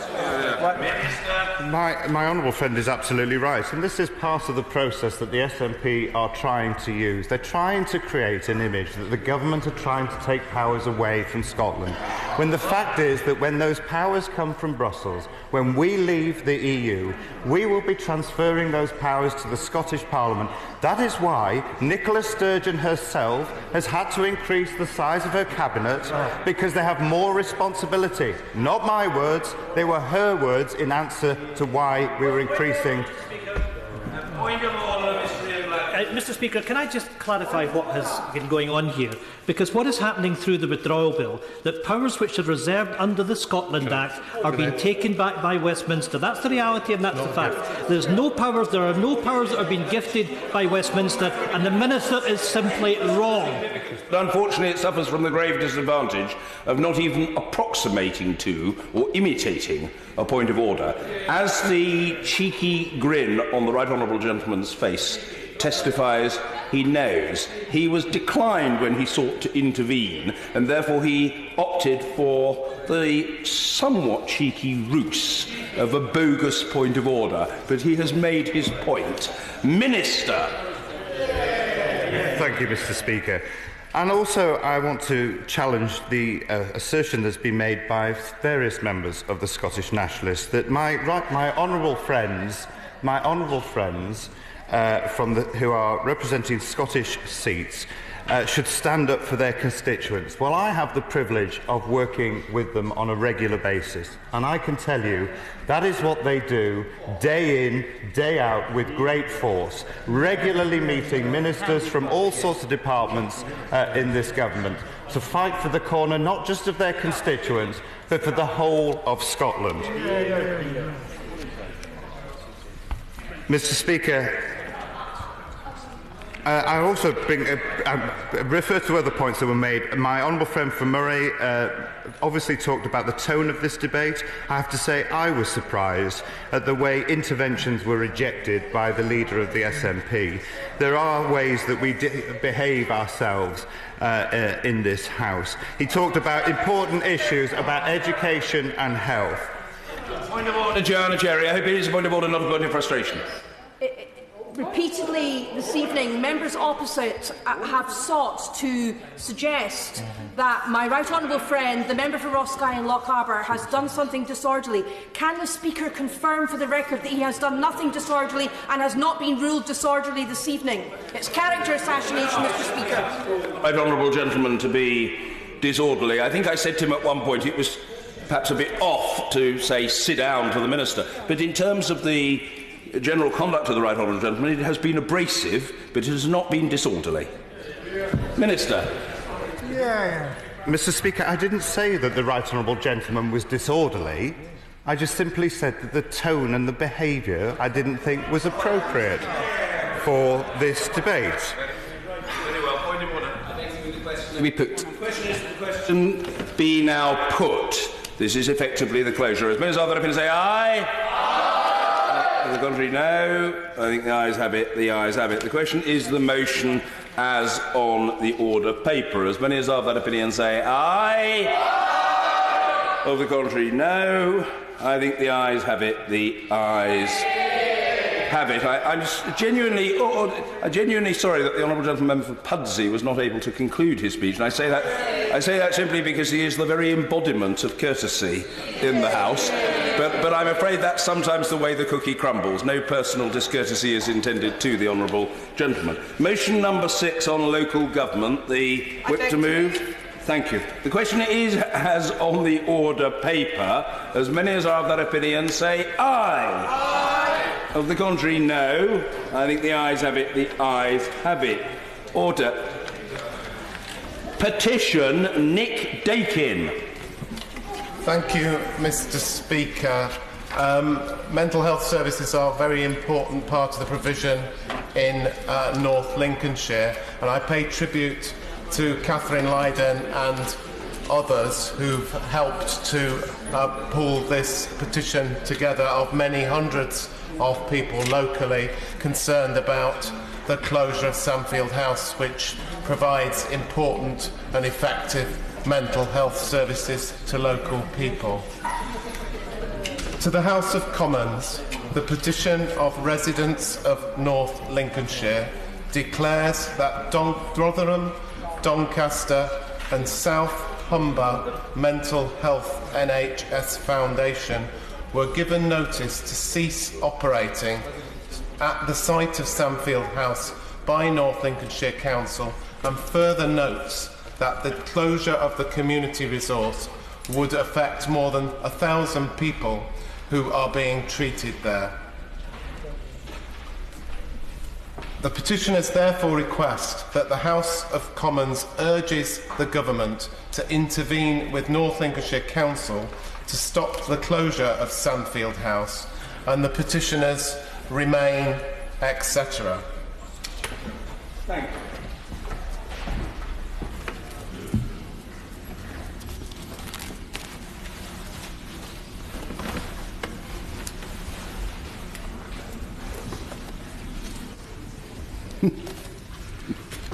Petition closure of Sandfield House.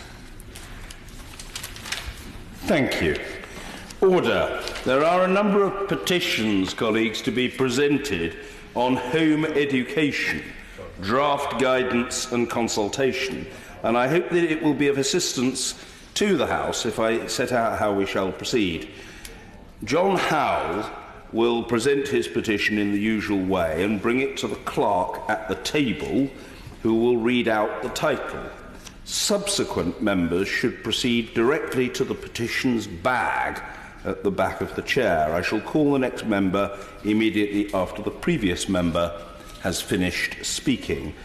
I am advised, so I hope that this is correct, some people may be doing this for the first time. The chair is your friendly assistant, here to help. I am advised that John Howell, Sir Oliver Heald, Laura Smith and Colleen Fletcher will read their petitions to the House in full. The Right Honourable Lady, the member for Chesham and Amersham, looks positively horror-struck at the prospective denial of her opportunity so to expatiate. I was going to say, and will, but I cannot be sure that things will turn out this way, that subsequent members should give a brief description, very good, of the number and location of the petitioners and state that the petition is in the same terms. I think it's fairly obvious why I intend to proceed in this way, so that we can avoid an excessively protracted experience. I call the Honourable Member for Henley, John Howell, to present his petition, to which I know the whip on duty will be listening most attentively and with intense interest. John Howell. Thank you, Mr. Speaker. I wish to present a petition on the subject of home education.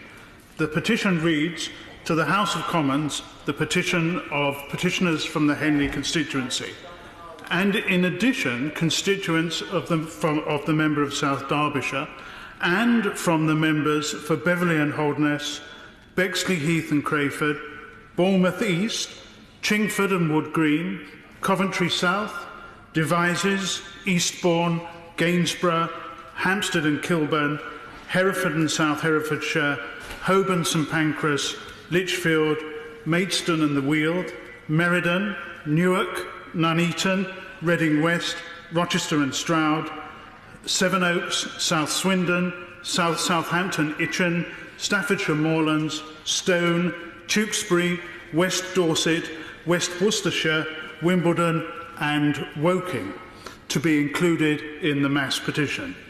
The petition declares that the Home Education Call for Evidence and revised DfE guidance has been written following significant consultation with local authorities and no consultation whatsoever with the home education community, and further that it seeks to encourage local authorities to breach the Article 8 of the European Convention on Human Rights and the GDPR, and further that the report provides no accessible means for a parent to address ultra-vires behaviour by their local authorities.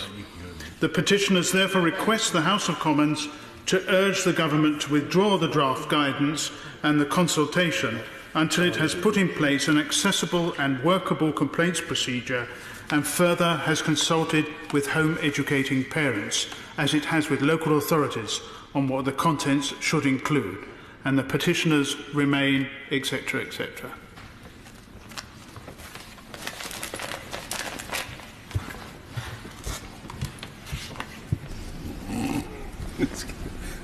Yes, okay. It's sort of gone the long way.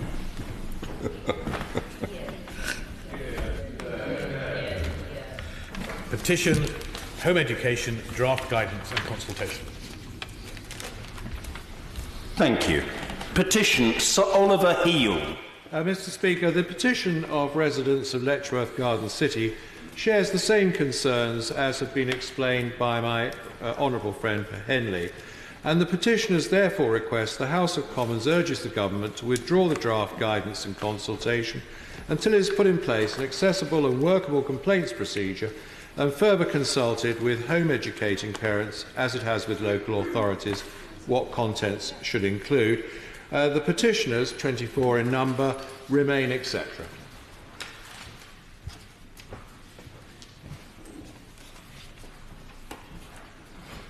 Laura Smith.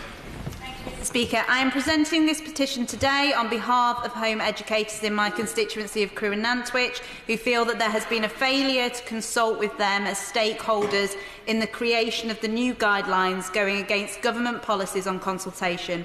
The petitioners therefore request the House of Commons urges the government to withdraw the draft guidance and the consultation until it has put in place an accessible and workable complaints procedure and further has consulted with home educating parents, as it has with local authorities, what the content should include, and the petitioners remain, etc. Thank you. Ian Fletcher. Thank you, Mr. Speaker. I rise to present a petition on behalf of Juliet, Larry and Gemma English and many others from right across my constituency of Coventry North East on home education. The petition relates to the signatories' concerns regarding the government's consultation on draft guidance on elective home education. The crux of their concerns relate to the government's failure to include the home education community in the consultation process, the lack of safeguards for parents who home educate their children and the imposition of officious regulation on home educators. The petition states, the petitioners therefore request that the House of Commons urges the government to withdraw the draft guidance and the consultation until it has put in place an accessible and workable complaints procedure and further has consulted with home educating parents, as it has with local authorities, what the contents should include, and the petitioners remain, etc. Thank you. Giles Watling. Thank you, Mr. Speaker. I rise to present the petition, Home Education Draft Guidance and Consultation. There are 42 signatures from the Clacton constituency, and I refer to my honourable friends who have declared earlier what this is about. The petitioners therefore request the House of Commons urges the government to withdraw the draft guidance and consultation until it has put in place accessible and workable complaints procedure and further has consulted with home educating parents, as it has with local authorities, what the content should include, and the petitioners remain, etc., etc. Thank you. Dame Cheryl Gillan. Mr. Speaker, it is with pleasure that I rise to present a petition of residents of Chesham and Amersham following in the footsteps of my honourable friend from Henley. Home educating parents play a very important role in our education system, and they deserve to be consulted, and they deserve to have an input into home education, which is so important right across this United Kingdom. So it is with pleasure that I present a petition in the same words on behalf of the residents of Chesham and Amersham as the Honourable Member for Henley. Thank you. Very brief oration from a distinguished dame. Craig McKinley. Thank you, Mr. Speaker. I rise to present a petition in very similar terms regarding home education, draft guidance and consultation. I present it on behalf of my constituents of South Thanet, and I have a petition signed by 75 people with similar concerns about local authorities and consultation, and the petitioners therefore request the House of Commons and that urges the government to withdraw the draft guidance and the consultation until it has put in place an accessible and workable complaints procedure, and further has consulted with home educating parents, as it has with local authorities, what the content should include, and the petitioners remain. Thank you. Order. We come now to the adjournment. The whip to move. I'd like to move that this House do now adjourn. Thank you. The question is that this House do now adjourn. Atton Clwyd. Thank you, Mr. Speaker. I'm pleased to have this opportunity and this